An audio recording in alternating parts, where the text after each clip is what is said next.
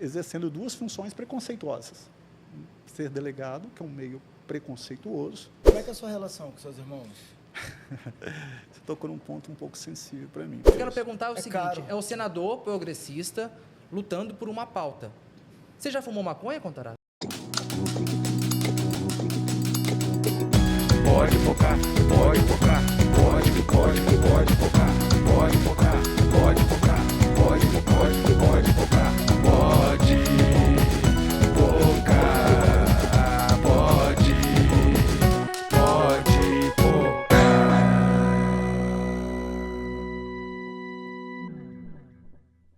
Fala, meu povo, estamos chegando para mais um episódio do Pode Pocar, uma prosa diferente aqui nesse ambiente maravilhoso, na casa de Bamba. Felipe Chicarino, tá legal, né? Tá muito bom, né, Schneider? Eu nem esperava que ia estar tão bom assim. Quem um dia poderia imaginar que eu, Felipe Chicarino, um cara todo certinho, ia ganhar a vida no bar tomando cerveja? Olha que coisa boa. Uma hora a gente ainda vai falar disso daí, né? De como é que aconteceu essa virada de chave. Tava lá com a camisa presa até aqui, dobrada, de calça, embaixo desse sol de meu Deus. E hoje Mas tem muito suor, tá? Tem muito suor. E hoje, numa segunda-feira, estamos aqui, ganhando a vida, tomando Estamos aqui gelo. com quem hoje? Quem vai estar aqui sob as bênçãos do Messi Cartola? Tá ali, ó. Quem vai estar aqui hoje? Ele é um cara que tá bombadaço. Tá bombadaço. Tá bombadaço. Em todos os sentidos. Em todos os sentidos. Eu já era fã, já desde a época da atuação aqui na Delegacia de A Crimes gente de já Trânsito. gostava dele antes dele ser modinho. Antes de ser modinha. Hoje em dia até a Xuxa gosta, né? Amigo da Xuxa. Amigo da Xuxa. Ele é amigo da Xuxa, amigo do Barba. Cara, é amigo e é nosso amigo também, né? Olha só que vantagem. Olha só que vantagem. Fabiano Contarato, seja bem-vindo a mais um episódio daqui do Pode Pocar. É um orgulho imenso. Estava conversando aqui com você, estava nervoso, né? Chegou mais cedo e pra gente é um prazer imenso ter você aqui sentado na cabeceira da nossa mesa. Eu que agradeço, Schneider, Felipe Chicarino é um querido. Eu quero que vocês fiquem extremamente à vontade comigo, como eu estou com vocês. Você tá à vontade? Muito. Você tá gostando de estar aqui? Muito. Eu me sinto na mesa lá de casa, vamos dizer assim. E a gente vai falar sobre muita coisa aqui hoje. O Fabiano Contarato é uma enciclopédia, porque uma enciclopédia muito antigo, né, cara? Ele Barça, né? Enciclopédia é Barça, né? Nossa Denuncia a Senhora. idade isso, né? A gente vai falar uma porrada de coisa aqui, entre elas um assunto que eu quero conversar com ele, que eu sei que toca o coração, que é a adoção. Pois é. Eu, Schneider, eu sei que você tem uma filha. Eu não tenho filhos ainda, eu e Jéssica Jennifer, e nós não pensamos em ter filhos biológicos, inclusive já até comentei isso com o Contarato, mas a gente tem um desejo de ter um filho do coração, de adotar uma criança. Pô, tanta criança aí precisando, né, de adoção. Só que, como que eu vou ter uma criança lá naquele apartamento que eu moro? Então, eu estou torcendo para essa bagaça aqui, para esse projeto lindo, gostoso que a gente está fazendo, Bombe, para eu comprar um apartamento lá do nosso parceiro, na Galvão. Eu ia falar agora, né? Nós já começamos já com uma parceria firme, uma parceria forte, né? Obrigado, Galvão. Credibilidade que fala, né, Chicarino? A credibilidade a Galvão tem, a gente também. E os APs lá, mano, diz que é área de lazer, que nem um resort no Nordeste. Bom pra criança? Bom pra criança. Área de lazer da Galvão, poca ou não poca? Poca legal. Poca, e a criançada fica doida. Sua filha tem quantos anos? Que vai fazer 16. Ah, mas já dá pra usar piscina. Já dá, ela tá querendo sair fora do Brasil, mas dá pra poder utilizar mas a piscina, quando ela vier usar passar sala, férias com aqui, certeza, com certeza. é isso aí. Melhor do que aquele cantinho ali que eu tô também, né? Eu vou- 2 cômodos. Aquela croca lá que você mora. 2 cômodos triste. Mas é isso aí, Galvão, valeu. Obrigado aí por acreditar no nosso projeto. Obrigado pela parceria. Eu dei um giro aí no Instagram de vocês. Stalkeou? Vocês fazem questão aí de mostrar que o empreendimento de vocês é sempre muito bem localizado, perto de várias lojas, academia, supermercado. É isso aí. Tamo junto. Que essa parceria aí se estenda por muito e muito tempo. Amém, Jesus. Vamos então, já posso fazer a primeira pergunta? Pô, eu fiquei amarradão que eu fiz um merchan aqui. Nossa. Eu fiquei amarradão que eu fiz um merchan. Eu Posso fiz um fazer- merchan, colocar aquele plim, plim, aquele pingando no bolso. E o primeiro merchan com Com o Fabiano de Contarato. testemunha. Posso fazer a primeira pergunta? De testemunha. Recentemente você foi filiado ao Partido dos Trabalhadores. Começou a apanhar mais por conta disso ou está apanhando do mesmo jeito? Não. Seja bem-vindo. Obrigado. Na verdade, não. Eu acho que desde quando eu fui eleito pelo Partido Rede de Sustentabilidade, que é um partido que não é de direita, é um partido de centro-esquerda, digo até mais, eu acho que mais voltado para a esquerda, e nunca defendi esse presidente da República.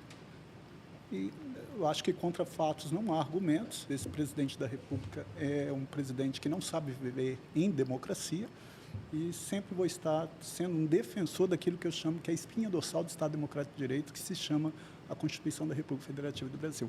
Acho que as pessoas foram vendo que a minha atuação enquanto parlamentar, defendendo a ciência, defendendo a educação, a saúde pública de qualidade, geração de emprego e renda, lutando pelos índios, quilombolas, mulheres, negros, pardos, índios. Então, eu acho que essa é a digital, e não estou apoiando mais por ter ido ao Partido dos Trabalhadores.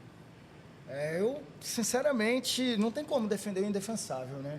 Não. Antes desse negócio de ele não, de fora Bolsonaro, ser modinha também, eu já não curtia já essas ideias. Eu acho que é retroceder muito, muito no tempo, né, ô Fabiano? Foram muitas conquistas ao longo dos anos que estão indo por ralo, né? Eu fico assim muito triste, sabe, como o Schneider e Felipe, quando eu vejo, por exemplo, mulheres defendendo esse presidente. Esse presidente já falou que teve 5 filhos, 4 homens, e no 5º ele fraquejou, veio uma mulher. Esse presidente já disse que a mulher tem que ganhar menos porque é engravida. Aí eu fico muito triste quando eu vejo pretos e pardos defendendo esse presidente. Esse presidente já disse que não corre o risco de ter uma nora negra porque os filhos foram bem educados. Quando eu vejo a população LGBTQIA+, defendendo esse presidente já disse que preferia ver um filho morto do que um filho gay. E que se você tiver um imóvel perto como um vizinho gay, o seu imóvel desvaloriza.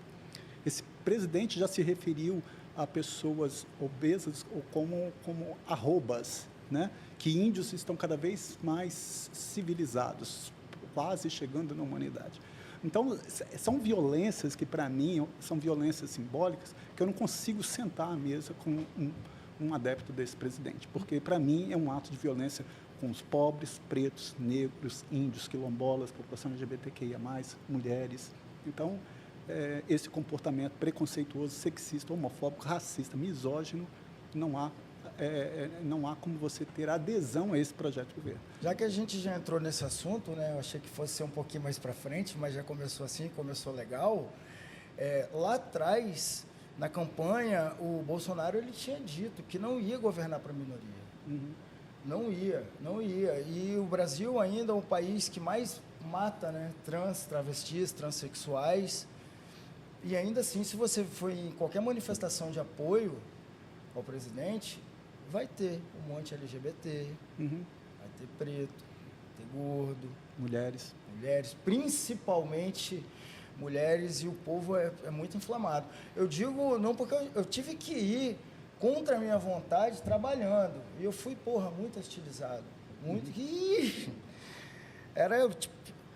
Teve um dia que eu fui cobrir uma manifestação, teve um lance do Moro, um pacote anticrime, aí teve um protesto em apoio ao Moro, aí eu cheguei na redação para poder cobrir isso. Antes, teve uma rebelião no presídio, lá em Vila Velha, aí eu fui cobrir a rebelião. Aonde eu fui mais bem tratado? No presídio ou lá na Praça do Papa? Foi no presídio, meu amigo. Mas assim, não tem nem comparação.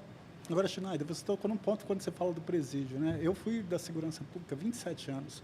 Eu não tenho dúvida de falar que o Estado criminaliza a pobreza. O Estado criminaliza a cor da pele. Se você traçar o perfil sociológico de quem está preso, pobres, pretos e semi-analfabetos. Quando os crimes que maior prejuízo quem ocasiona são crimes praticados por políticos. Por exemplo, eu fiz uma emenda lá para tornar crime hediondo o desvio de verba de programas sociais, FIES, ProUni, e não passou. Agora, por que isso? Quando um político desvia verba, por exemplo, da saúde, ele está matando milhões de pessoas. Antes da pandemia, as pessoas estão morrendo nos corredores dos hospitais públicos. Quando um político desvia verba da educação, por exemplo, ele está matando o sonho de milhões de jovens. Então, você vem aí com esse governo que ainda criminaliza a cor da pele, que ainda criminaliza a pobreza, e isso é muito grave. Esse governo, quando eu falo que ele não sabe viver numa democracia, é porque ele já atacou a Ordem dos Advogados do Brasil, ele participa de movimentos antidemocráticos para fechar o Supremo, diz que não vai cumprir determinações de determinados ministros do Supremo Tribunal Federal, criminaliza eu tive que apresentar um projeto de lei criminalizando a hostilização de profissionais da imprensa, porque isso aumentou Muito obrigado. assustadoramente. Então, reduz a participação da sociedade civil. E, dentro da pandemia, você teve um tratamento que violou aquilo que é o principal bem jurídico, que é a vida humana, o respeito à integridade física e à saúde. Então, são dois momentos muito graves, que é a crise sanitária, em que tem a digital desse presidente, e também a crise política, que eu não tenho dúvida de que ele não sabe viver em democracia. É como se nós estivéssemos vivendo uma ditadura em plena democracia. Tem um termo que vem junto, já existia, mas que ganha Obrigado. força com a extrema-direita, com esse ódio todo, que é o mimimi. Na minha concepção, mimimi é a dor do outro que não dói em mim. Então, eu queria manter essa conversa sobre homossexualidade e perguntar para você, Fabiano Contarato, nosso convidado, em que momento você se viu como homossexual e como era ser gay no interior do Espírito Santo? Queria que você falasse um pouco sobre isso, porque a gente está falando de 40 anos atrás, até um pouco mais. Se a gente já mata, né, pessoas LGBTQIA+, aqui no Brasil, hoje, lá atrás, também se matava muito, porque não se discutia sobre isso. E como é que foi viver essa homossexualidade, ou tentar viver, ou esconder no interior do Só Estado? para dar um gancho aqui, porque a gente está falando de um presidente que endossa, né? E muitos direitos foram conquistados nos últimos 10 anos. Perfeito. Há 15 anos você andava nas baladinhas, nas festas, você não via tantos casais homossexuais igual hoje. Então foram muitas conquistas que aos poucos vai se perdendo por conta de uma violência endossada pelo presidente. Só para poder completar a sua pergunta, você me desculpa, tá, te interromper, para poder dar o gancho ainda no papo lá do Biruliro. Como é que era? Como é que foi essa descoberta e enfrentar isso tudo nos tempos tão difíceis quanto hoje? Bom, na verdade, eu tenho 55 anos, eu nasci no interior do estado, em Nova Venécia. Meu pai, infelizmente, faleceu recentemente. Ele foi motorista de ônibus, né, por 40 anos aqui na Grande Vitória. Minha mãe também semi-analfabeta, criando 6 filhos. Eu sou o filho mais novo. Sempre estudei em escola pública. Então, você vem de uma família conservadora, você vem de uma família religiosa, eu sou católico. E hoje, eu tenho 55 anos. Hoje, a realidade para a população LGBTQIA+, é uma. Mas eu tenho que ter a humildade e a gratidão de olhar para o retrovisor e falar que eu só estou ocupando esse espaço porque inúmeras pessoas da população LGBTQI pagaram com a própria vida, pagaram com a integridade física, com a integridade moral, para que nós estivéssemos aqui, para que eu estivesse aqui. Agora, é muito difícil você também se declarar homossexual. Eu lembro que eu sempre ia para a igreja bem novo, ajoelhava, rezava, chorava. Bem novo com que idade, senador?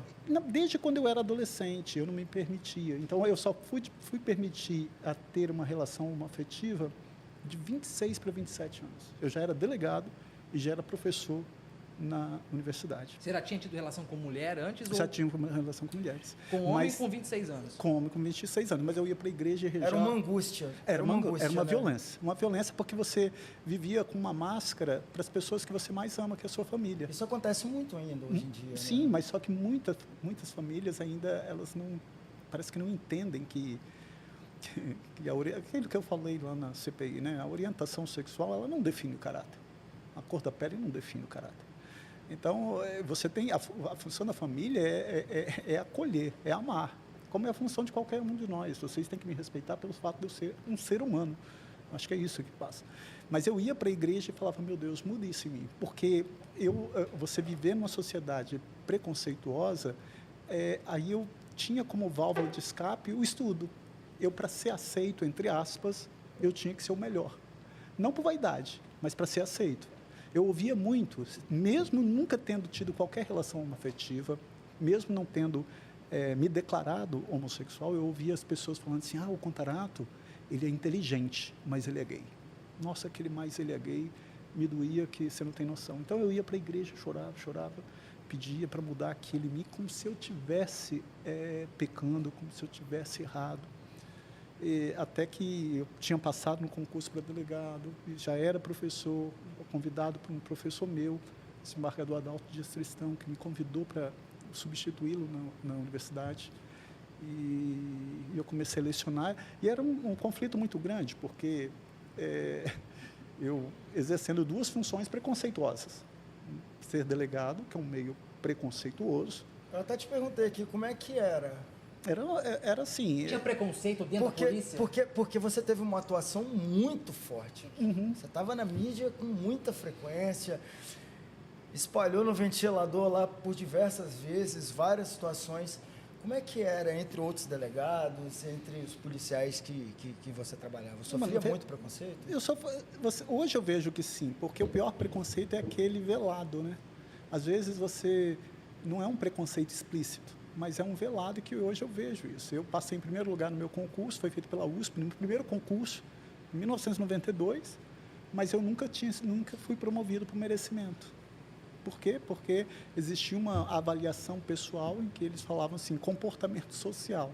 Então, se você não tinha nota máxima naquele quesito, você já saía da lista por merecimento. E na lista por antiguidade, no meu concurso nós éramos 45, eu passei em primeiro lugar, mas eu era o mais novo e sempre ficava preterido nessa promoção.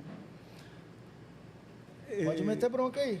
Agora, Contarato, você é do interior do estado, de... Isso, Nova Venécia. Nova Venécia. Como é que era a infância lá? O que a galera brincava? Como é que era essa sociabilidade? Claro que a gente imagina a galera brincando na rua. Na verdade, eu vim para cá com 3 para 4 anos, então eu passei minha infância toda aqui em Cristóvão Colombo, ali na Toca, em Vila Velha. E era brincando, não sei, era diferente, porque tinha essa relação muito próxima entre meninos e meninas, não tinha maldade, né? Então, você brincava de bolinha de gude, polícia, ladrão, soltar pipa. Você era polícia ou era ladrão? Você já era polícia lá atrás ou não? Eu acho que era de acordo com o sorteio, né? Salada mista também rolava? Rolava de tudo, garrafão, então eram umas coisas... É uma infância maravilhosa. Eu tenho muito orgulho da minha infância, eu acho que era uma simplicidade, mas hoje como eu agradeço, né? Hoje eu vejo assim, quando eu vejo... Eu trabalhei 10 anos na delegacia de trânsito, eu vi ali eu indiciei muitos jovens da classe média alta. E eu via que muitos deles vinham sem aquele embasamento ético e moral. Eu lembro que um fato de um estudante de direito, visivelmente bêbado, eu ouvi a mãe dele falando para o próprio filho, você não vai fazer o teste, não, do etilômetro, né? Popularmente conhecido como bafômetro. Hoje eu falo que se fosse filho meu, eu falava, você vai fazer. Você vai fazer porque você vai assumir toda a responsabilidade. Cada um sabe a dor e a delícia de ser o que é. Então, você vai responder. Então, eu acho que qual é o conceito, eu acho que muitas pessoas estão renunciando ao poder familiar, estão transferindo isso para a escola como se fosse a função da escola inserir esse conteúdo que passa pela ética, pela compaixão, pela empatia, se colocar na dor do outro. Então, a minha infância foi uma infância maravilhosa. Quando eu passei na escola técnica, mas foi uma infância muito sofrida também, né? Escola técnica aqui, em Vitória? Na Jucutu. Era ETFs na época, Era ETFs, né? Escola Técnica Federal. Você fez qual curso? Eu fiz estradas. Tinha estradas, agrimensura... Mas era assim, eu morava na Toca, em Cristóvão Colombo. E eu lembro quando eu passei na escola técnica, minha mãe chorando de felicidade, falou, meu filhinho, se for necessário, a gente vende nossa casinha para você estudar. Então, não tinha ônibus lá. Então, eu ia andando da Toca até a Chocolates Garoto, para chegar lá para pegar um ônibus. Não tinha terceira ponte. Aí eu falava assim, eu sou filho do motorista Alvino. Que ano que era isso? Em 1982. Foi o ano que eu nasci. Nós nascemos, né? Eu virava e falava... Você é mais velho, Chicarino, para. Vai falar que você é de 82. Sou de 82. Que essa cara é de 12. Mas eu sei que eu falava assim, eu sou filho do motorista Alvino. Então, muitos deixavam eu entrar pela frente, outros não deixavam eu entrar pela frente. Porque naquela época não tinha incentivo a estudante, né? Então, aí saltava ali no Salesiano e ia andando até a escola técnica. Então, você imagina, para eu estar 7 horas dentro da sala de aula, eu tinha que acordar praticamente com meu pai, que era motorista de ônibus. Então, era uma filha... Mas hoje eu falo assim, puxa, graças a Deus que eu venho dessa família, porque... A ocasião não faz o ladrão, ela revela o ladrão. Eu acho que se você tem um embasamento que passa por isso, a minha mãe com a sua sabedoria, quase semi-analfabeta, mas mal sabia escrever o próprio nome, mas que que sabedoria que ela passava para a gente. E você repassa isso pro Gabriel e pra Mariana? Nossa Senhora, eu tento fazer isso assim. Você tem irmão, Fabiano? Nós somos em 6, eu sou 4 homens e 2 mulheres. Como é que é a sua relação com seus irmãos? Você tocou num ponto um pouco sensível para mim, porque nós temos uma relação hoje um pouco mais complicada, porque eu tenho 2 irmãos que acho que eles não sabem separar muita coisa da política, né? Então, eles são mais adeptos ao presidente da República e eu, com o meu comportamento, às vezes, esse conflito. Então, acaba tendo esse conflito dentro da família. Então, minha relação, Muitas famílias têm esse problema, né? Eu acho lamentável. A polarização chegou até dentro de casa. Até dentro de casa. E eu acho lamentável porque eles me viram nascer, né? Então, eles sabem do meu Mas, caráter. a relação é ruim a ponto de não conversar mesmo? Não, mas é uma relação muito fria, muito distante. Já era fria ou ela esfriou ainda mais depois Não, esfriou mais. que esse rapaz Já entrou? era fria, mas esfriou mais. Esfriou mais. Mas eu espero que isso vá passar. Esse ano vai ser um ano de mudanças. Eu espero que Deus quiser. Nós vamos virar Deus essa quiser, triste pelo página. amor de Deus, pelo amor de Deus. Porra, que 4 anos arrastado. Arrastado. Imaginava que fosse ser ruim Que pra caralho? 4 anos arrastado. Não, será que você imaginava? Eu imaginava que seria ruim, mas tanto Porra, assim, até o horário de verão, o cara acabou até com o horário de verão, porra. Tem que voltar nesse assunto, né? Não tem como, já que falou. Porra, gasolina R$8. Você vai comer um bife ali, meu irmão? Não come o bife. Você não come, mas o rapaz que usa o cartão corporativo, queria que você falasse sobre isso, que você entrou agora É verdade, no né? TCU contra o rapaz lá. Eu não quero falar o nome dele porque me faz mal. O rapaz lá... O você entrou biruleiro. com- O biruleiro lá. O rapaz que come que nem porco. Porra, que porra de foto foi aquela, hein, bicho? O senador, o cara espalhado com um monte de farinha. Como é que foi essa treta do cartão? Como é que tá essa treta do cartão corporativo? Você entrou no TCU, como é que tá isso? Gasta pra caramba, o cara toma leite condensado mais do que... Como é que tá Porra, isso? leite condensado, farofa, frango. Bom, na verdade, Picanha. um dos princípios que rege a administração pública é a publicidade dos seus atos. A população tem o direito de saber, e até mesmo qualquer brasileiro ou brasileira tem o direito de saber que é a lei de acesso à informação. Mas, além da lei de acesso à informação, você tem o artigo 37 da Constituição Federal.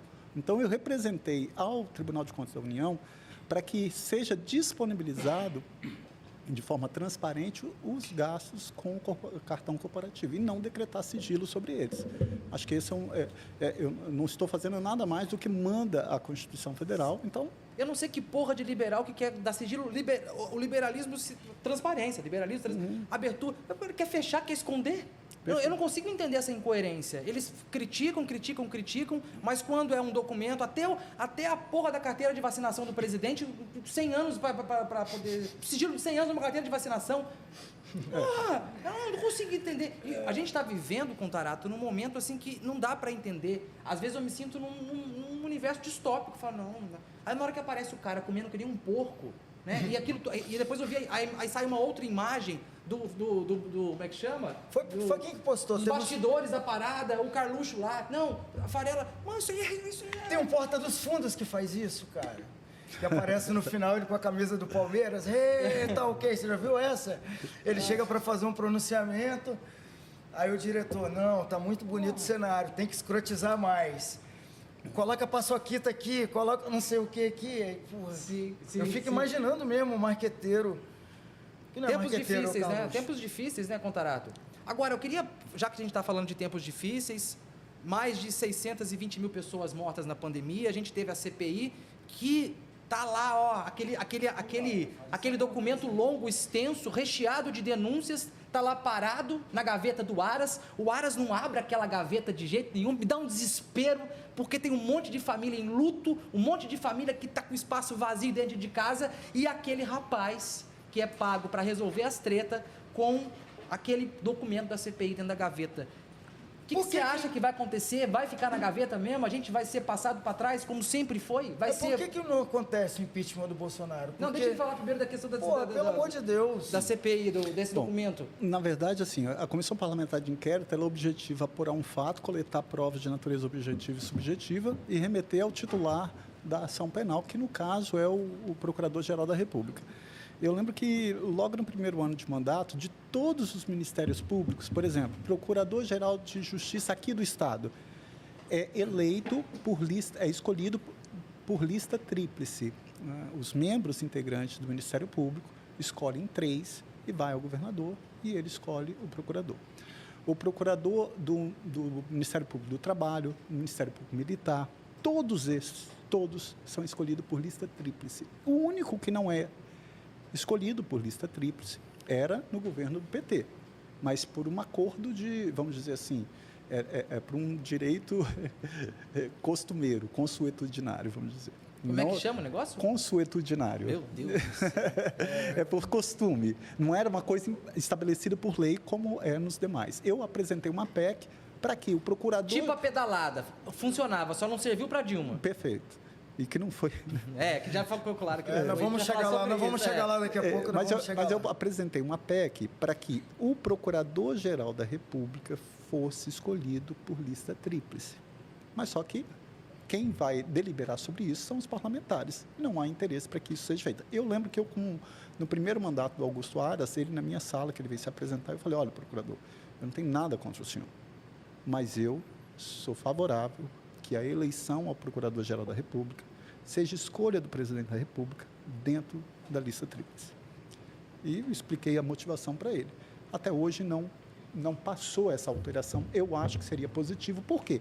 Eu não acho razoável a única pessoa que tem o poder de denunciar o presidente da República por crime comum no Supremo Tribunal Federal, que é o Procurador-Geral da República, ser escolhido ao bel prazer dele, de acordo com a conveniência do chefe do Executivo. Isso, para mim, viola o princípio da impessoalidade, que também está no artigo 37. Então, o que vai acontecer com a CPI? Primeiro, eu acho que já a CPI já deu um resultado muito bom, no sentido de que o presidente só se dignou a adquirir vacinas após a instalação da CPI, porque até então ele não queria nem comprar absolutamente nada. Não, nada não, a Covaxin eles queriam. Perfeito. E também ivermectina, hidroxicloroquina, azitromicina. Ozônio. Ozônio. Então, eu acho assim, imagina, você verificar que na CPI existia no Ministério da Saúde um gabinete paralelo, isso não existe na administração pública. Gabinete paralelo é crime de usurpação de função pública. Então, foi ouvido lá ex-ministro da Saúde que falavam, nós não tínhamos autonomia no Ministério da Saúde. Existia lá um gabinete paralelo. Isso é crime de usurpação de função pública. Foi levado ao conhecimento do presidente irregularidades no contrato da Covaxin. E ele falou, eu vou acionar a Polícia Federal, não acionou. Isso é prevaricação. Os nossos irmãos em Manaus... Engraçado que a PF falou que não é, né? Que não foi, né? Concluiu o inquérito dizendo que não era prevaricação. Você vê que por mais réis, funcionário público, se ele deixa de fazer, é crime, quem dirá aquele que ocupa a cadeira de presidente da República se omite diante de um dever funcional dele, de um dever pela função e pelo status de político que ele é como chefe do Executivo. Para mim, a decisão ela foi política e não jurídica. Então, elementos existem ali para comprovar inúmeros crimes, tanto de crimes comuns, como os crimes de responsabilidade, como atos praticados pela lei de improbidade administrativa. Agora, é claro que nós estamos, esse ano, por exemplo, quando o Schneider fala assim, poxa, mas ele, inúmeros pedidos de impeachment e não sofreu. Merda atrás de merda. Então, desde o primeiro ano de governo dele, eu já defendi o impeachment desse presidente. Desde o primeiro ano. Porque se você verificar o comportamento dele durante o mandato todo, foi de ataque à Constituição Federal, foi ataque às instituições, foi crimes de responsabilidade, foi atos de improbidade administrativa. Ele retirava servidores por estar divulgando dados científicos. Aconteceu isso com o Ricardo Galvão no INPE, no Ministério do Meio Ambiente. Nós tivemos um Ministério do Meio Ambiente que foi sucateado na pauta ambiental, que está impactando com a relação internacional do Brasil com outros países, com a China. A China é um dos principais parceiros do Brasil, e que já falou, olha, nós acreditamos na economia verde. Então, nós tivemos lá um ministro das Relações Exteriores que acabou com a relação diplomática do Brasil. Acabou. Agora, eu acho assim, eu fico muito preocupado quando eu vejo, assim, principalmente eu que venho de escola pública e você que foi um contemplado também pelo ProUni, né? Quando as pessoas... Eu fiz fiéis também. Então, eu venho de escola pública, eu venho de uma infância toda fodida. Por isso que eu falo, quando eu falo do Partido dos Trabalhadores. Eu consegui comprar um apartamento em 2004, dentro de Minha Casa Minha Vida, quando foi lançado. Eu consegui entrar numa faculdade. Eu só vi vantagem, meu parceiro. E assim, eu era jovem, 18 anos de idade. E, porra, os últimos 5 anos foi só tristeza. Só tristeza. Então, você verificar aí, por exemplo, quando eu fui presidente da Comissão do Meio Ambiente do Senado, ele autorizou 1.200 registros de agrotóxicos. 1.200. Isso é muito grave, né? A atrazina, acefato, o herbicida da água brasileira é 300 vezes mais Proibido nocivo. em toda a Europa. Proibido em toda a Europa. E aí ele acabou com a Secretaria de Mudança Climática, com um plano de combate ao desmatamento, com o Departamento de Educação Ambiental, reduz a participação da sociedade civil, criminaliza... o Ministério da Cultura. Enfraqueceu os órgãos de fiscalização. Tirou o protagonismo do INPE, como você falou, né? Mesma coisa. E aí você vai para a área da educação. Esse governo, em plena pandemia, ele cortou 22% do orçamento da saúde. Ele cortou da ciência e tecnologia e do Ministério da Educação. E ele fez um aporte de quase 23% no Ministério da Defesa. Ora, o que é prioridade no Brasil? O PNAD do IBGE falou que nós temos 80 milhões de brasileiros em situação de pobreza, extrema pobreza. Nós temos 25 milhões de desempregados subutilizados. Nós tivemos uma reforma trabalhista em 2017 que veio com o discurso de que ia alavancar a economia, gerar emprego e renda, que não foi isso que aconteceu. Quem pagou a conta foi o trabalhador. Depois você veio a reforma da Previdência em 2019, que foi a mesma coisa. Hoje, para um trabalhador aposentar, vai ser uma missão impossível. Vou dar um exemplo. Eu fui militar durante 6 anos. Eu entrei com 18 para 19 e fiquei até os 24, quase. Cafezinho, senador? Aí fiquei até os 24. 6 anos no serviço militar. Beleza. O cara que entrou junto comigo da minha turma que está lá, como sargento ou como cabo, ele vai aposentar com 48 anos. Porque ele entrou aos 18 junto comigo. Eu, que trabalho desde os 15 de carteira assinada, vou aposentar com 65. Então, eu não vejo a lógica nessa reforma que foi feita. Porque, desculpa, me fudeu e fudeu o Brasil inteiro e só privilegiou castas. Perfeito. E fudeu sem beijar, né? Fudeu sem beijar, né? Olha só, foi no seco. Eu peguei estudos, Felipe, de universidades públicas.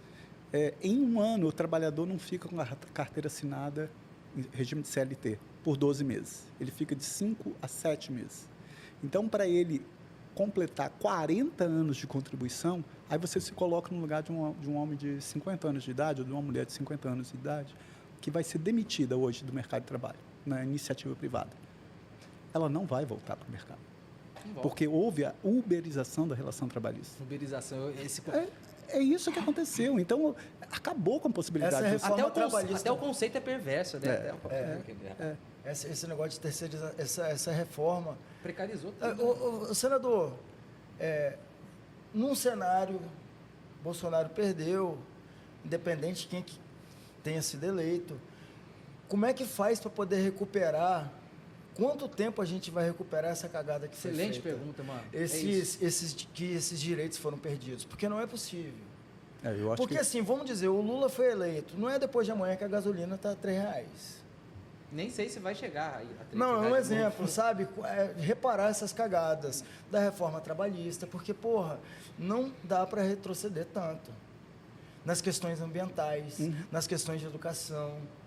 Por exemplo, na reforma trabalhista, você teve ali em 2017 que se instituiu o trabalho intermitente. Isso viola a essência do conceito do salário para um trabalhador. E tem trabalhador apoiando isso. Tem trabalhador apoiando. Eu lembro que eu estava entrando num voo aqui no aeroporto e uma senhorinha não estava entrando no aeroporto. Ela estava por lá de fora. Ela me abordou e falou assim, apontou o dedo e falou assim, vê se o senhor vai votar a favor da reforma da Previdência. Aquilo me doeu. A véia bolsominion, a tia do Zap. A tia do Zap te abordou no aeroporto. Aí que pariu. A tia do Zap. Mas olha como os discursos são de acordo com o seu contexto. Ela estava defendendo uma pauta que não era dela. Sim. Que ela vai sofrer. Dentro da aeronave, sentou do meu lado um fazendeiro. Que falou, estou indo lá visitar, não sei, minha fazenda, não sei quantos mil cabeças de gado, em Goiânia, não sei o quê. Aí ele falou, qual foi o pedido que ele fez? Vote a favor da reforma da Previdência. Claro, mas ali ele tem legitimidade. O cara é empresário, né? O cara é fazendeiro, agora, é igual quando eu vejo a população feudal abraçando a tese da política armamentista. Não, mas é o meu direito de defesa. Isso já existia no Estatuto do Desarmamento. Eu sou professor de Direito Penal. Eu tenho minhas teses em relação a esse papo de ter arma. Mas depois a gente fala sobre isso. Porra. Se você tem que ter uma arma, é porque você está devendo. Eu moro num apartamento lá no 15º andar. Qual é o risco de alguém entrar na minha casa? Se eu fosse andar armado na rua, é para poder matar alguém. Aí o cara toma meia dúzia de cerveja, briga com a mulher, dá um tiro na cara dela. Rapaz, isso daí é para poder compensar uma ausência paterna, materna, a ausência de outras coisas. Não é possível. Quando você chegou, o Schneider comentou uma coisa, e aquela treta lá da CPI, aquela fala, queria retomar aquele dia. Como é que foi aquilo? Conta um bastidor pra gente. Como é que foi? Aquilo foi um dia antes? Foi combinado? Não foi? Você tinha combinado alguma coisa com o Omar Aziz? Porque ele deixa a cadeira da presidência para você sentar. Como é que foi esse bastidor? Conta pra gente aqui. Eu queria que antes de explicar o bastidor, você explicasse o que foi que aconteceu. Né? Boa, foi um empresário que retuitou um erro de português que esse papo de professor Pasquale da internet está por fora. O cara coloca mais e mais, e o outro, lá. Você entendeu essa porra? Você entendeu, meu irmão.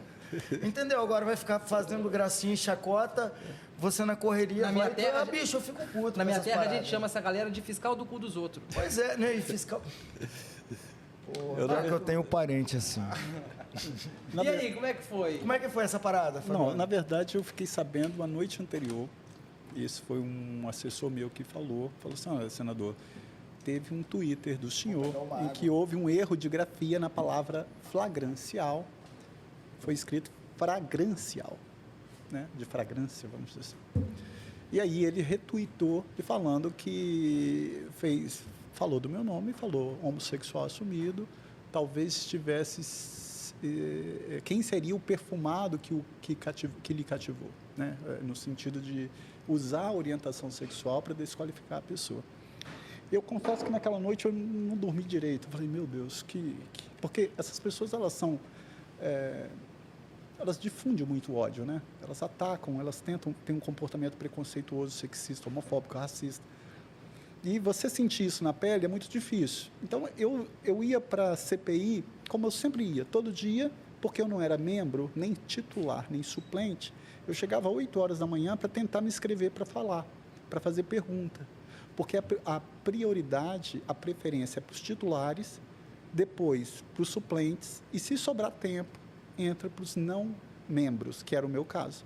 Então, eu não era membro da CPI, nem titular, nem suplente. Então, se eu fosse esperar todo mundo falar, talvez, por exemplo, tiveram alguns depoimentos que eu queria participar, que eu não consegui falar porque não deu tempo, porque começava a ordem do dia, tinha que acabar a CPI.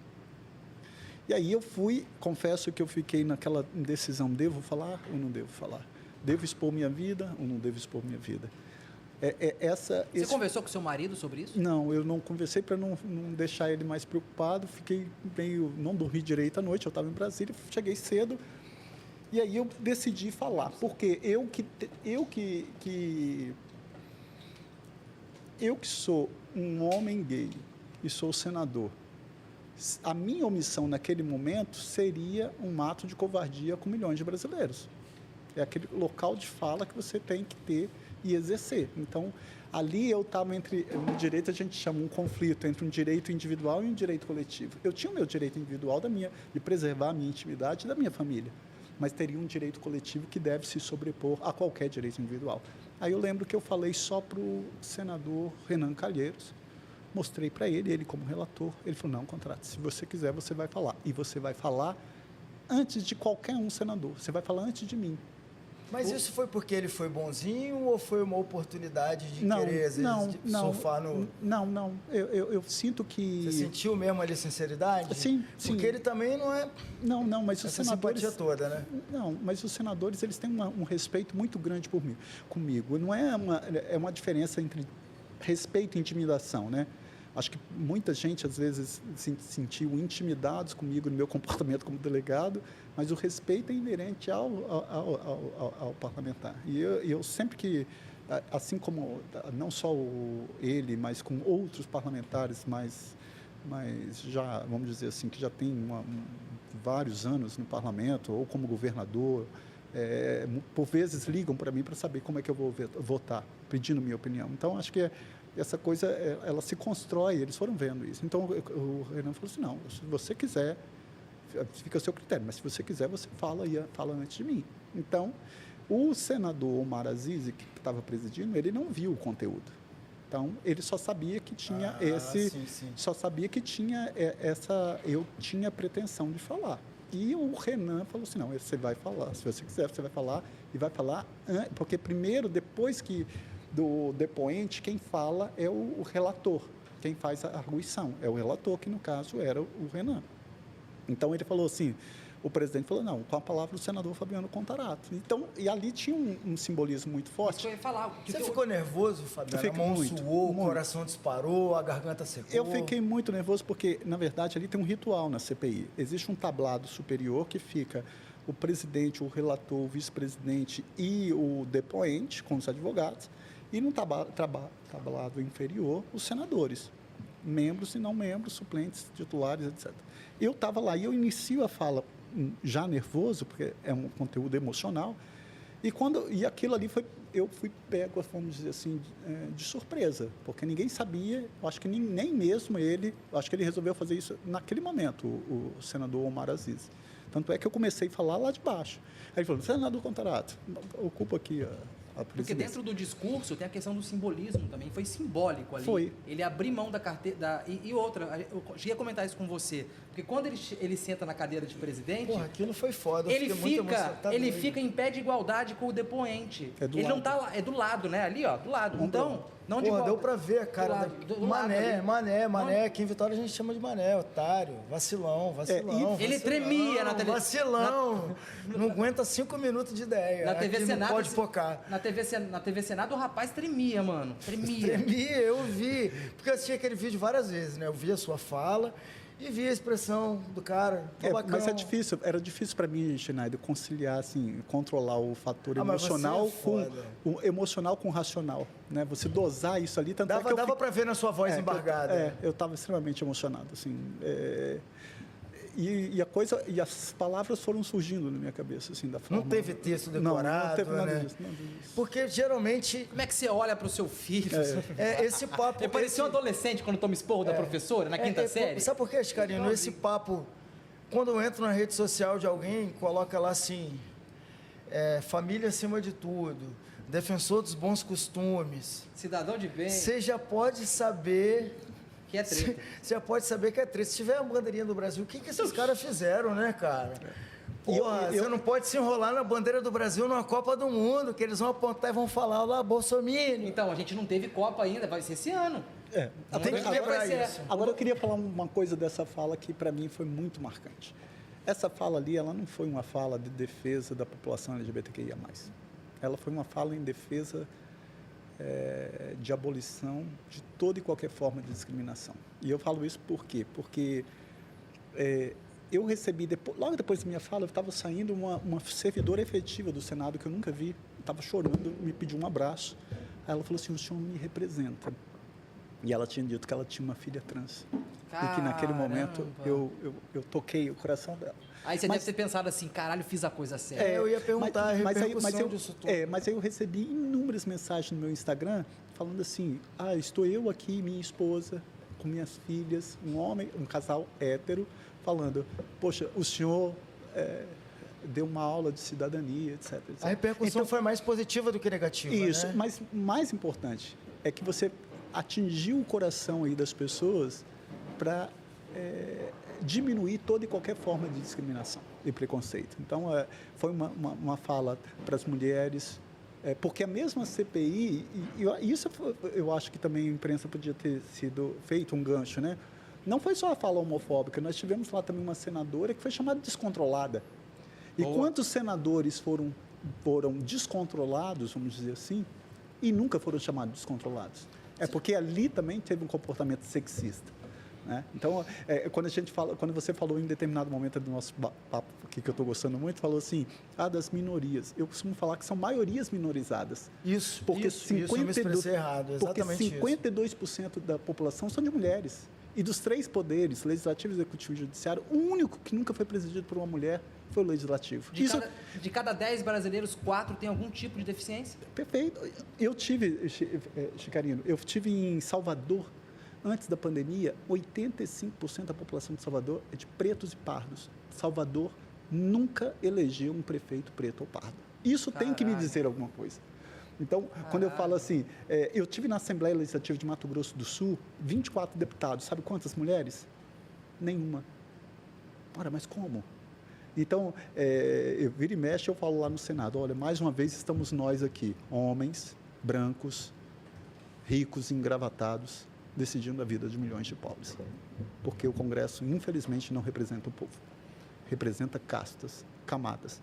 Por isso que eu luto para que hoje eu criminalizei muita política na minha vida. As pessoas vale a pena, Fabiano, ser político? Vale a pena você abrir mão?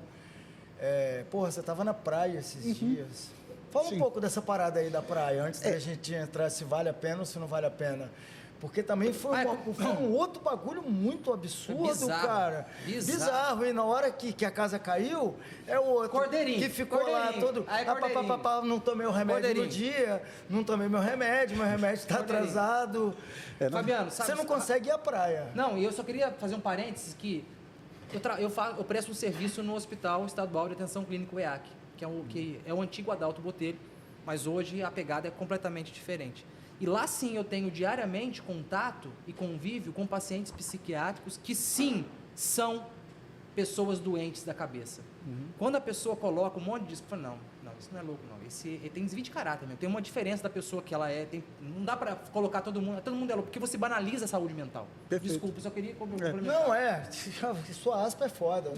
Na verdade, isso aconteceu assim, eu tinha ficado 8 ou 9 dias, não lembro, na COP, em Glasgow, porque eu sou coordenador da Frente Parlamentar Ambientalista. Então, tinha que ir lá. Trabalhei, fui condenado. No voo para cá, eu confesso para vocês que eu estava com tanta saudade dos meus 2 filhos, que eu olhava para as fotos deles e eu chorava. Eu falava assim, te entendo perfeitamente. Porque é assim, as pessoas falam assim, claro que eu escolhi isso, mas é uma renúncia, né? Você renuncia a muita coisa. E aí eu cheguei um dia, no outro, cansado, no outro dia, Gabriel virou para mim e falou assim, papai, vamos na praia para eu fazer castelinho de areia. Aquilo eu fiquei num dilema, meu Deus, eu vou ou não vou? Rodrigo falou, não vai não. Eu falei, meu Deus, eu tenho que continuar a minha vida. Tem que viver, né? Não vai poder levar o filho para poder dar um passeio na praia. Ainda mais na pandemia, você ficar enclausurado ali com seus filhos, com 2 crianças. Então eu fui, não fiquei 30 minutos. E lá eu encontrei um colega meu, ficamos conversando, a pessoa estava na praia, mas isso que eu falo, eles são covardes, porque eles não foram, ele não foi até a mim para falar qualquer coisa. Esperou eu sair, fotografou meu filho, e foi para a rede social e postou aquilo. Porra, na rede social. Na hora que eu cheguei em casa, meu celular começou a vir aquelas imagens. Falei assim, olha que absurdo, senador, o que estão fazendo com o senhor. Cara, aquilo eu fiquei... Porque quando é com a gente é de boa, né? Quando é com a gente, assim, não é de boa. Não é a gente absorve mais. Agora, quando envolve filho, criança... eles atingem o objetivo, porque quando você posta uma imagem te ofendendo a moral, te ameaçando, atinge você. Mas eu já estou assim, meio que escolado com relação a isso. Calejado. Eu pego, printo aquilo, mando para a Polícia Federal ou para a Polícia Legislativa. Já processou muita gente, né? Estou processando muita gente. Eu não revido, mas eu entro com uma ação penal, com ação civil. A galera olha pro Contarato que nem uma maquininha de cartão, processando. Processando. Cara. Não, eu tenho feito de rede social é foda. Eu tenho feito isso, sabe por quê? Você me fez lembrar, eu falei isso com o ministro Alexandre de Moraes. Eu fui no Supremo Tribunal Federal, lá, com outros senadores. Quem diria que o Alexandre Moraes fosse... Vulgo Xandão. Esses dias eu tive que aplaudir o Alexandre Frota, bicho. Você viu o que ele aprovou lá? Para poder votar, vai ter que ter o passaporte vacinal. E ele aprovou uma lei lá contra a gordofobia. No mesmo dia, no intervalo de 9 minutos, teve um papo de 2 leis do Alexandre Frota. Eu sei que eu virei para o Alexandre Moraes e estava lá num papo descontraído. Eu falei assim, olha... Papo descontraído com o Alexandre Moraes. Eu falei assim, olha, Nilson, eu tenho aqui, vou falar uma coisa para o senhor. Essa coisa que se fala muito em liberdade de expressão e que eu defendo, eu vou citar um trecho do livro do senhor, que eu gravei. Ele regalou o olho para mim e falou assim, como assim? O livro é aquele que ele nem escreveu, né? Ele só assinou embaixo. Eu lembro disso. Aí eu falei assim, a liberdade de expressão não pode ser utilizada como escudo protetivo para a prática de crime. Eu falei, essas são palavras do livro do Senhor. Ele olhou para mim e falou assim, nossa. Eu escrevi isso? Eu falei assim, é isso mesmo. Porque a linha é muito tênue. Você pode chegar na minha rede social e falar assim, Contarato, eu não gosto, estou decepcionado com você, você votou nisso, você votou naquilo. Perfeitamente, isso é legítimo. Mas nada te dá o direito, por exemplo, de você postar uma foto do meu filho, você ofender minha honra, você me ameaçar. Eu tive uma postagem que uma pessoa pegou uma foto minha e postou uma arma na minha cabeça. Puta que pariu. Uma arma na minha cabeça. Por isso que eu te pergunto se vale a pena. Vale, porque eu sempre pergunto assim, qual vai ser a digital que você vai deixar para os seus filhos? Ou senão, porque essa vida é curta, né? Porque senão, se ninguém se mexer, vai ficar essa merda aí para sempre. Por isso que eu estava falando da criminalização da política. Quando as pessoas falavam para mim, eu falava, isso não é para mim. E aí me tocou muito o discurso de Martin Luther King, quando ele fala que o que mais assusta não é a ousadia dos ruins, mas a omissão dos bons. Quando eu falei isso para minha família, que eu ia me candidatar, eles falaram, pelo amor de Deus, você vai se misturar? Aí eu falei assim, olha, mas vocês me conhecem, sabem da minha índole, eu não posso me candidatar. Mas vocês legitimam quem se perpetua na política como profissão. Eu tenho 2 profissões na minha vida. Eu amo ser delegado e amo ser professor. Eu estou como senador. Então, hoje eu faço uma verdadeira convocação, quem estiver nos acompanhando, homens, mulheres, pretos, pardos, índios, quilombola, população LGBTQI, filiem-se no partido. Porque só através da política que a gente vai mudar essa história, esse contexto, e nós vamos fortalecer as instituições e a democracia. O Chinade lembrou muito bem a treta da praia. Eu queria te perguntar, você é um cara, você se diz católico, né? Sim. Católico. Faço parte do Terço dos Homens. Terço dos Homens. Já teve alguma vez, recentemente ou atrás, que você estava na missa e veio um padre homofóbico, fez uma homilia que te provocou e você saiu fora, falou, não estou dentro da igreja ouvindo isso. Já aconteceu alguma vez isso aqui no estado? De você se decepcionar com a igreja por conta disso? Olha, isso eu nunca tinha falado sobre isso. Opa, põe exclusivo aí. Não, exclusivo. Não, já estamos tocando em vários pontos aqui. Na verdade, isso me mexeu muito comigo, porque eu sempre fui católico, eu fui da Legião de Maria quando eu era jovem, fui legionário de Maria, era no movimento de Crisma. Então, enfim. E hoje eu faço parte do Terço dos Homens. E no dia 26 de dezembro, um dia depois do Natal, eu chamei recentemente agora? 2000? Agora, 26 de dezembro, precisamente. Eu levei meu filho e falei, Gabriel, papai está pedindo uma coisa só para você. É uma vezinha na semana, 1 horinha, você vai na missa com o papai. Agradecer ao Papai do Céu, pedir saúde, né? Agradecer por tudo, pedir perdão. Aí, não, papai, tá bom. Foi eu e o Gabriel, sentamos na lateral da igreja, e naquele dia a homilia era sobre a Sagrada Família. E eu confesso que eu fiquei muito triste, porque... Você pode falar que igreja que era? Foi em Itapuã, na paróquia de São Francisco de Assis. E aí o padre ele virou e falou que... Ele usou essa expressão. Ele estava falando sobre a Sagrada Família, e ele na homilia falou assim, olha, nós não podemos aceitar essa ditadura imposta que quer relativizar a moral.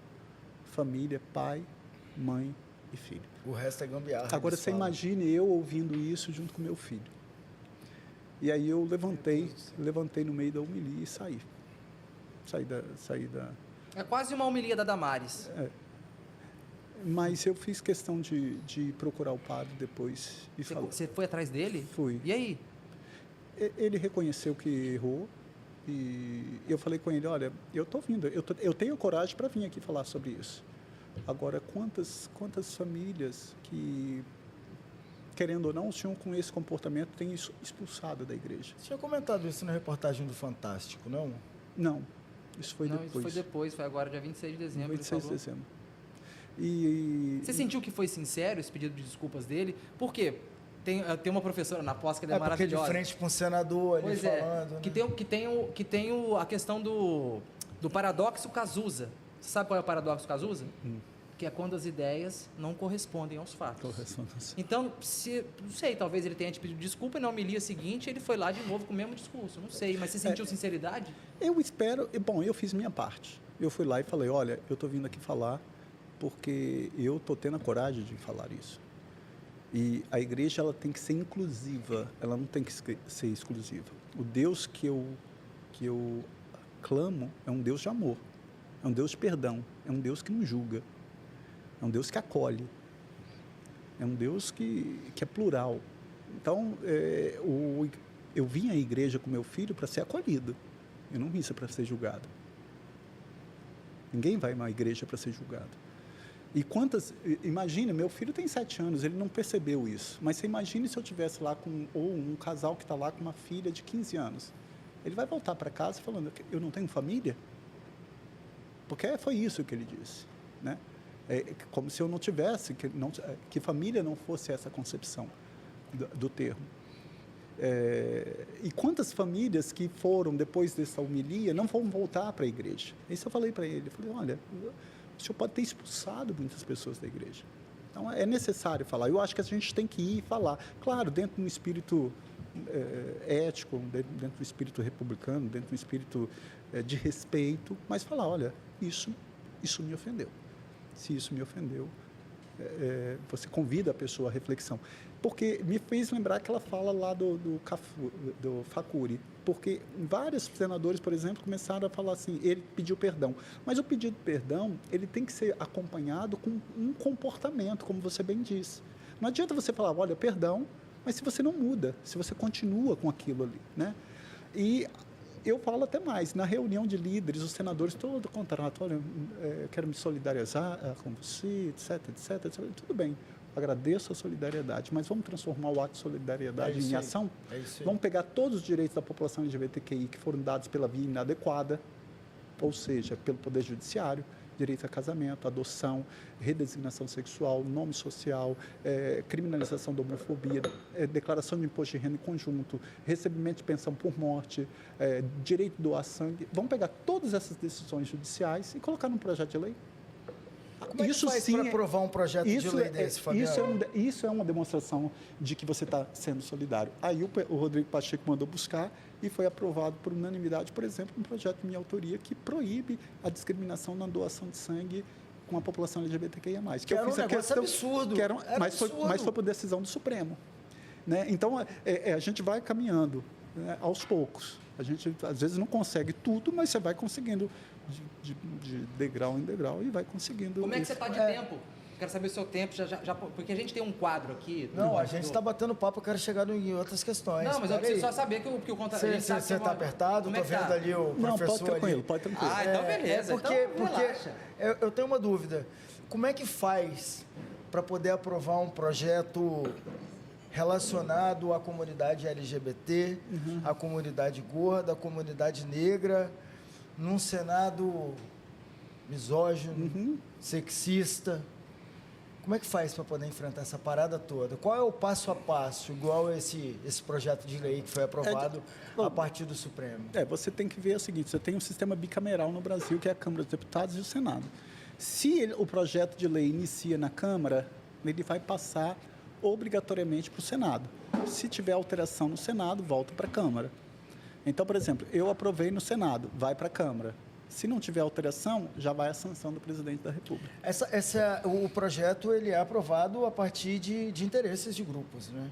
Não só pelo interesse do bem social da população. Tem que ter uma maioria, tanto na Câmara quanto no Senado. Porque você vai pegar um tema sobre a comunidade LGBT. Pô, lá dentro tem um monte de homem hétero. E como é que aprova isso? Com aquele monte de defensor de bons costumes, pai de família, pererê e pororô, mas que a gente sabe que no fundo... Perfeito. Hoje nós estamos vivendo um momento no Congresso... Como é que é sentar, só reformulando a pergunta, como é que é sentar com outro senador de extrema-direita, sem citar nome, e dialogar um projeto de lei desse? Eu aprendi muito, sabe como? Eu acho que em pouco tempo eu estou aprendendo muito. Eu tenho aprendido que o ótimo é inimigo do bom. Às vezes eu formulo um projeto que é maravilhoso. É o que a gente está fazendo aqui no Pode Pocar, tá? Um projeto maravilhoso.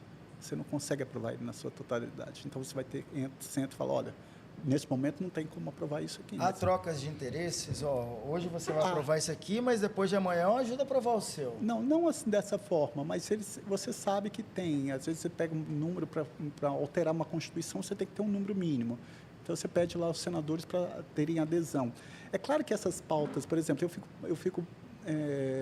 eu não concordo com alguns parlamentares quando eles falam assim, o Supremo está legislando. Não, você tem que entender que o Supremo Tribunal Federal ele tem um papel diferenciado. O ministro Barroso ele usa um termo que eu gosto muito, que ele fala que o papel do Supremo Tribunal Federal, às vezes, no mundo, é empurrar a história para o rumo certo. Isso aconteceu nos Estados Unidos, quando a Suprema Corte, por exemplo, ela proibiu a segregação racial nas escolas. Ela estava indo contrário à determinação do Legislativo. Então, naquele momento, o Supremo Tribunal Federal, a Suprema Corte dos Estados Unidos, empurrou a história para o rumo certo. Você teve na África do Sul, quando foi abolida a pena de morte. Também foi uma decisão do Supremo, que empurrou a história para o rumo certo. E assim, quando foi abolida, por exemplo, em Israel, a tortura, até mesmo, em qualquer hipótese, a tortura, também foi uma decisão que foi contrária ao sistema majoritário, que seria o legislativo. Então, no Brasil, isso também aconteceu. O Supremo empurrou a história para o rumo certo quando, por exemplo, autorizou o casamento civil entre pessoas do mesmo sexo.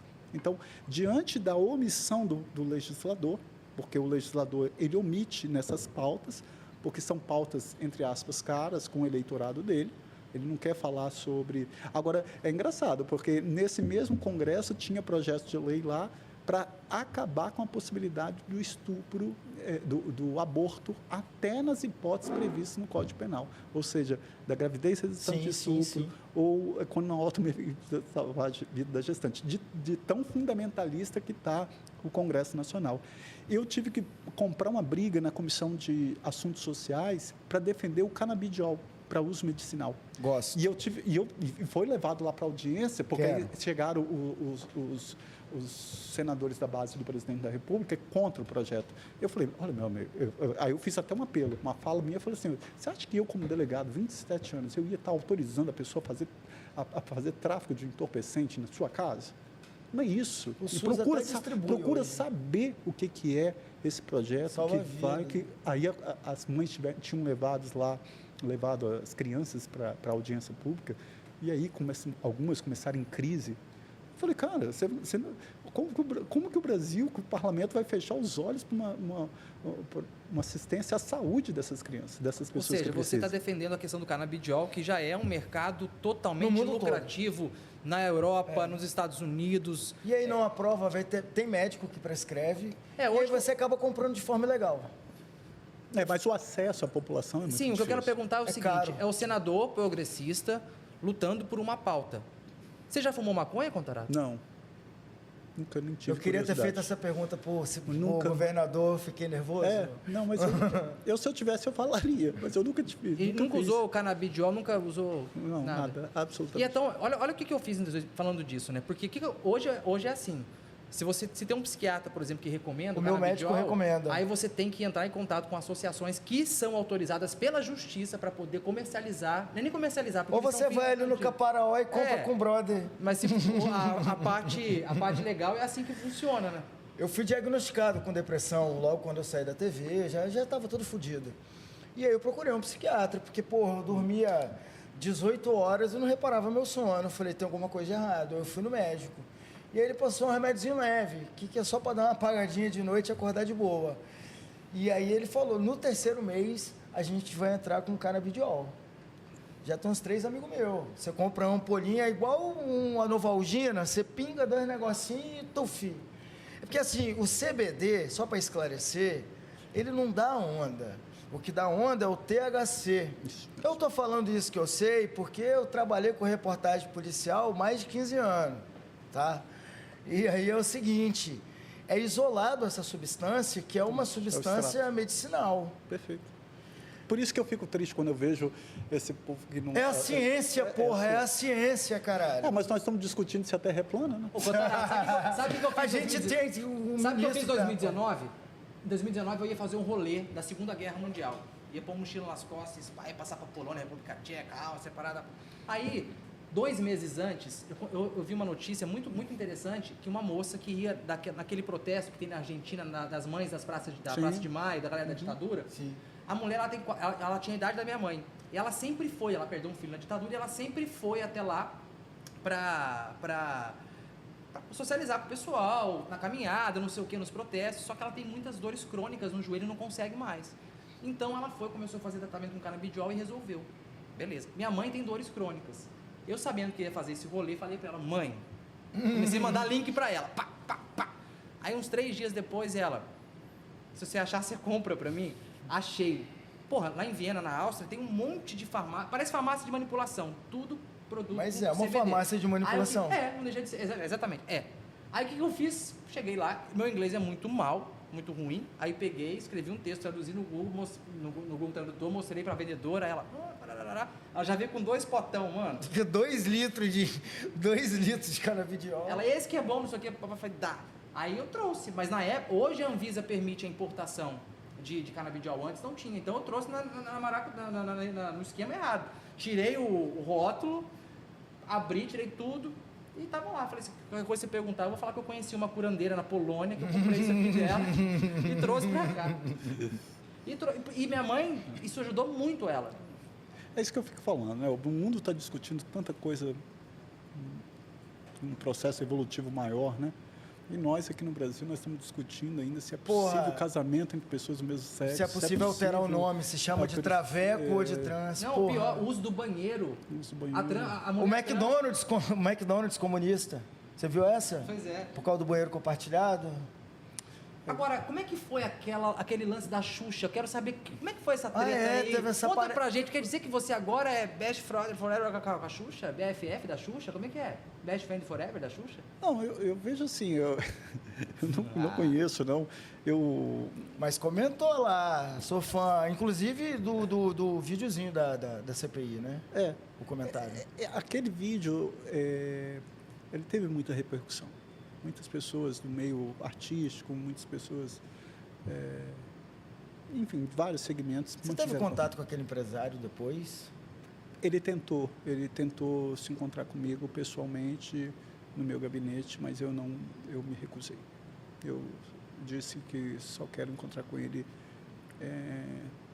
na justiça. Qual treta que te incomodou mais? Não, pera aí, porra, tem a parada da Xuxa, que ele Então, não concluiu, desculpa, é verdade. Não, Xuxa primeiro. Na Xuxa, porque ela mandou comentários falando que era minha fã e que gostava do meu trabalho. Caralho. E o cara é nosso brother. E eu fiquei... O cara tá aí, sentado. Agora, eu sou amigo do amigo da Xuxa, porra. Agora, para mim, também foi marcante, eu acho que também pela minha idade, foi quando eu encontrei com o Caetano Veloso. Sério, mano? Como é que foi esse rolê? Eu particularmente acho Caetano mais interessante que a Xuxa. Eu também. Como é que foi esse rolê? Conta pra gente. Não, na verdade, eu estava em Brasília e o meu querido senador Randolfo falou, Contarato, eu quero te levar na casa de umas pessoas que você vai gostar. Eu falei, tudo bem. E aí fomos lá e estava um grupo de pessoas, a Paula Lavigne, o Caetano. Ó a patatinha. E eu sei que naquele momento foi tão bom, foi tão descontraído, eles me acolheram de forma tão boa que eu até declamar uma poesia, declamei pro Caetano. Puta merda, hein? Vamos fazer o seguinte. Você lembra dessa poesia? Lembro, foi uma poesia... Você pode recitar pra gente boa, aqui? Não, é um trecho porque ela é muito grande, mas é uma poesia de José Régio. Eu amo poesia, eu acho que eu caí no direito por acaso. Eu costumo falar que eu tinha que ter feito um curso mais na área de ciências sociais, Não, de literatura. mano, senão você não estaria aqui, mano. Não. Os cursinhos de maconheiro, maconha é aquela que você não fumou quando jovem. Aí você... Aí o bom tinha sido outro. Não, mas é uma Que poesia... papinho, Mário, você tá gostando? Muito, muito. Tá maneiro, né? Tá leve, tranquilo, tá solto, a tranquilo, proposta é legal, né? Tô largado. Tá legal. Poesia, tá vamos legal. lá. Então, tem um poeta português chamado José Régio, que ele é considerado o pai do presencismo, que é o eu dentro da poesia.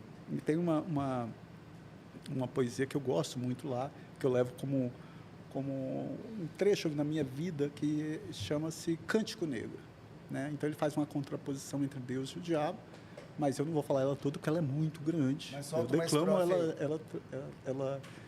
aí.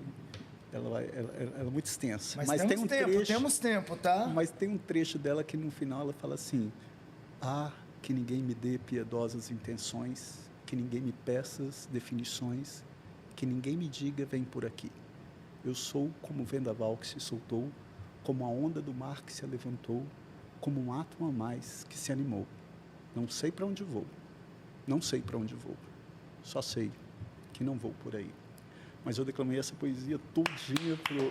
Eu tô tomando uma gelada no bar ouvindo a poesia do Você tem senador. noção que o cara decora poesia, o cara decora código penal, você perguntar pra ele qualquer coisa, ele sabe lá, calma aí. Caralho, e falou pro Caetano. E tá aí, aqui. qual foi a reação do Caetano? Ele amou e me deu um abraço, e eu quase me emocionei, e foi maravilhoso. O Caetano é legal? Ele é um cara maneiro? Maravilhoso. Ele chegou a falar pra você, às vezes, no silêncio da noite, eu fico imaginando nós dois, ou não? Não, ele é uma pessoa extremamente querida, assim, acessível. Às vezes eu mando assim, eu podia fazer um vídeo disso para uma pessoa, e ele faz, entendeu? Ah, ele é desses. Igual Que você fez massa. aqui pra minha filha. A primeira Ele é coisa, desse, já legal. cheguei e falei, faz um vídeo aqui pra mãe da minha Ele filha. é bem assim, eu acho que também sabe, né? Eu não sou político profissional, eu sou... No meu primeiro mandato, eu acho que os atos falam mais que as palavras, e é isso. Chinalha, Mas eu sempre... a gente tá chegando no momento tá leve, vamos pro Pode Pocar, depois a gente vem com Não, aquelas eu três- queria nessa parte ainda de política. Não, mas a gente fecha com política, vamos, tá leve agora. Então a gente tem um quadro aqui, Contarato, que é o seguinte... Você tem na sua cabeça aí, né? Tudo na cabeça. Poca ou não poca. Mas o pocar aqui é no sentido positivo, não O pejorativo. podcast é Pode Pocar. Pode né? pocar. Então, por exemplo, a gente vai dar uma palavra-chave. Por exemplo, negacionismo, poca ou não poca? Aí Não você vai poca. responder. Então a gente vai começar aqui com... Com assim, o quadro Poca ou Com não quadro. Poca. Eu já vou começar esse poca ou não poca polêmico. Paulo Artung, poca ou não poca? Poca. Poca por quê?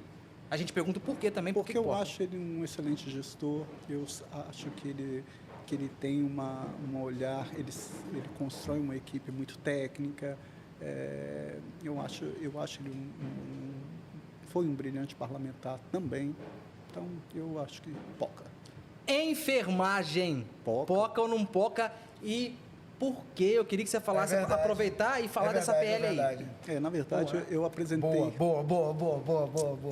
Você me fez lembrar assim, quando eu era corregedor-geral... Só foi muito cobrado, né, nas redes sociais. Sim. Pelos os profissionais de enfermagem. Mas É, agora porque eu sou- ele é o... Esse Sim, é o ícone. é o patrono. na verdade, eu era A corregedor... Jéssica acende vela pra ela em casa. Eu era corregedor-geral do Estado e me doía, por exemplo, quando eu recebia denúncias de técnicos de enfermagem, auxiliar de enfermagem ou enfermeiro que estavam com acúmulo, com 2 vínculos e que ultrapassava a carga horária. E aí o que acontecia? Vinha uma denúncia, o ser humano é mau por natureza, Thomas Hobbes já falava isso na obra Leviatã. Então, acho que a pessoa não tem o que fazer, fica fiscalizando a vida dos outros. Então, o cara passou em 2 concursos por mérito próprio. O lobo é o homem do próprio homem. É, isso mesmo. E aí, o que ele fazia? Ele denunciava, o Felipe está com 2 vínculos empregativos. Você chegava para mim e falava, putz, porque chamava o cara e falava, olha, você vai ter que optar, ou um ou outro. Quantas vezes que eu via aquele profissional saindo de lá chorando, aquelas mulheres, porque essa é uma pauta feminina, porque dos 2,5 milhões de profissionais, mais de 80% são de mulheres. E é uma pauta dos negros também, porque a grande maioria são de pretos e pardos. Então, por isso que por que há esse desvalor dos profissionais da saúde, em especial enfermeiros, técnicos de enfermagem, auxiliar de enfermagem e parteira? Porque nós temos um racismo estrutural, nós temos um preconceito, um sexismo estrutural. Não querem valorizar esses profissionais. E isso está na Constituição, está no artigo 7º. Todo trabalhador tem direito a um piso salarial de acordo com a extensão e complexidade. Então, quando eu assumi no Dia Internacional de Enfermagem, eu apresentei um projeto de lei, falando, olha, tem que dar dignidade a esses profissionais. E estabeleci ali um piso, que era mais de R$7 mil, e que foi negociado depois com muita dificuldade, e nós conseguimos aprovar por unanimidade no Senado. Eu já estive em contato com o Arthur Lira lá na Câmara, antes de terminar o ano, agora eu vou de novo, porque começou o ano legislativo, para que ele paute o projeto na Câmara e, aprovando, vai à sanção do presidente. Se ele vetar, derruba-se o veto do presidente da República. Mas essa foi uma pauta que me chamou a atenção. Aí eu fico... Seu coração diz que ela passa na Câmara? Passa. Eu acredito que passa, tendo em vista que é um ano eleitoral, tendo em vista que Público. é um clamor público. Nós temos aí uma plena pandemia que esses profissionais estão pagando com a própria vida. É uma realidade. E se não aumentar agora, não aumenta mais. Não. E eu queria que fosse do jeito que eu concebia, aquilo que eu falei, o ótimo é inimigo do bom. Às vezes, eu concebi o projeto num piso maior e vinculado à carga horária. Hoje, infelizmente, só passou com o salário sem vinculação da carga horária. Mas eu já conversei com o Rodrigo Pacheco, ele até falou, não, contrato, você apresenta depois um só para carga horária. Eu falei, não, tudo bem, mas vamos passar, vamos aprovar. Então, foi aprovado no Senado, que eu já achei uma dificuldade, porque na gestão do presidente Davi Alcolumbre, eu não consegui sequer pautar. Ele sequer distribuiu para um relator. Então, o Rodrigo Pacheco tomou posse, eu falei, olha, eu tenho aqui um pedido. Ele, o quê? Eu quero que você distribua para um relator o projeto. Aí ele, na hora, mandou para a senadora Zenaide, que é médica. Eu fiquei preocupado. Eu falei, Zenaide, se você não for contra o projeto, declina a relatoria. E ela, não, Contarato, calma, nós vamos dar um jeito. E ela deu o voto favorável. E aí, o Pacheco, toda reunião de líderes, eu ficava no pé e falava assim, olha, eu quero só o PL 2564, vamos pautar. Porque os líderes é que levam na reunião de líderes, qual o projeto que eles querem que seja pautado. E foi aí que foi pautado e foi aprovado à unanimidade, eu espero que seja aprovado. Mas isso é reconhecer a dignidade profissional passa obrigatoriamente pela dignidade salarial e carga horária. Nós temos que entender, e a população vai saber disso, é totalmente diferente o tratamento que se dá, com todo respeito, aos médicos, para os demais servidores da saúde. Sem dúvida. Totalmente diferente. Repouso, local de repouso é diferente. Quando se tem carro... Uma disparidade salarial muito grande. Nem local para estacionar carro você tem. Então, EPIs. Então, tem várias coisas ali que eu acho que é corrigindo uma injustiça. A realidade da saúde é o seguinte, o médico está aqui, a galera está aqui. Com todo o respeito a todos, tá? Eu estou constatando uma realidade. Agora... Eu acho que tem que dar um tratamento adequado aos profissionais da saúde. Isso não é um discurso político, não. Eu acho que é o que eu estou falando. O que me motivou a fazer isso foi quando eu era corregedor-geral do Estado, quando eu via esse tratamento. Então, eu falei assim, não tem como eu falar... Nós estamos no quadro, hein, cara? O próximo Poca ou não Poca, o pessoal da mídia capixaba, esse é para vocês, tá? O pessoal que está acompanhando a gente, que agora a gente vai virar aí. A gente vai estar no... Meus ex-chefes. Ainda vou falar de vocês aqui também. Eleição para o governo capixaba em outubro de 2022. Fabiano Contarato como candidato, Poca ou não Poca? Poca, se depender de mim, com louvor. Porque eu acho que o Espírito Santo merece, sim, uma candidatura progressista. Eu acho que o Espírito Santo merece uma candidatura, assim... eu acho que a gente pode debater melhor o Espírito Santo. Eu tenho um relacionamento muito bom com o governador Casagrande, mas eu acho que dentro da democracia, eu acho que quem ganha com isso é o eleitor. Mas claro que isso, a prioridade do Partido dos Trabalhadores é a eleição do presidente Lula, mas eu já falei para o partido que se o partido entender que nós podemos construir um projeto de governo e que meu nome seja o nome mais adequado para concorrer ao governo, eu seria pré-candidato, sim, sem sombra de dúvida. Assim como aquele fala, eu vou falar também do hino Verás que um filho teu não foge à luta. Eu acho que esse momento requer um momento de coragem, de debate no campo das ideias. E a população escolhe com o livre-arbítrio dela. Mas eu acho que é extremamente saudável dentro da democracia você ter uma pluralidade de opções dentro de projetos de governo para debater o Espírito Santo. E o último Poca ou não Poca, tem a ver com a sua deixa que você acabou de levantar aqui para mim. Renato Casagrande, Poca ou não Poca? Eu ia meter essa. Você deve ter seguido, então. O quadro é seu, o quadro é seu. Não, meu nada, o quadro é seu. Renato Casagrande, seu possível adversário nas urnas, caso o PT Ele é gente boa, ele é um cara maneiro. Não, para mim, Poca, assim. Eu sou um político engraçado, que eu fui eleito, eu tenho emendas parlamentares, eu tenho um pânico, eu tenho uma geriza essa coisa, que eu acho que a função do parlamentar não é distribuir emenda. Quem sabe gerir ou fazer o gestor é o executivo. A função do parlamentar é legislar e fiscalizar o executivo. Então, se dependesse de mim, por exemplo, eu acabaria com emendas parlamentares para parlamentar.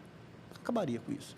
Eu distribuo emenda parlamentar, não procuro nem saber onde que eu tive voto, ou quem é o prefeito, se é da base ou não é da base. Eu procuro saber o IDH. Qual é o menor IDH? Quem está precisando mais? O que está precisando lá em Dores do Rio Preto, em Rio Maranhão, em São José do Calçado? É isso que eu Água acho que... Doce do eu acho que o Norte, os político... Cantão, né? eu acho que o político tem que entender que virou a página da eleição, acabou.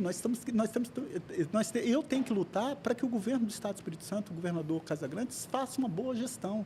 Então, desde o primeiro dia que eu tomei posse como senador, eu tenho sido um aliado do governador e tenho defendido e contribuído para que o Espírito Santo para que ele faça uma excelente gestão. Então, eu vejo ele como um bom gestor, eu vejo ele como uma pessoa humanizadora, que tem empatia. Eu acho que isso ele está no campo progressista também do meu lado. Então, eu acho saudável. Seria um debate legal, né? Seria um debate positivo e quem ia ganhar com isso é a população capixaba. Então, eu não tenho dúvida de falar que o governador Casagrande poca. Passou com louvor. Eu queria voltar aqui... Uma coisa? Não. Eu queria voltar aqui um pouco no assunto, um bloco de assuntos, na verdade, né, que a gente não falou, que você falou que podia finalizar com política. Claro, não, tô falando não. Não, é porque, assim, tá valendo, eu também não tá estou nem pensando em finalizar, tá? Porque, assim, a sua atuação à frente da Delegacia de Crimes no Trânsito, aqui no Espírito Santo, foi uma parada fora de sério, né? Você enfrentou muita resistência, porque teve um papo de uma lista aí que foi divulgada. Perfeito. Tinha nome de gente grande no meio.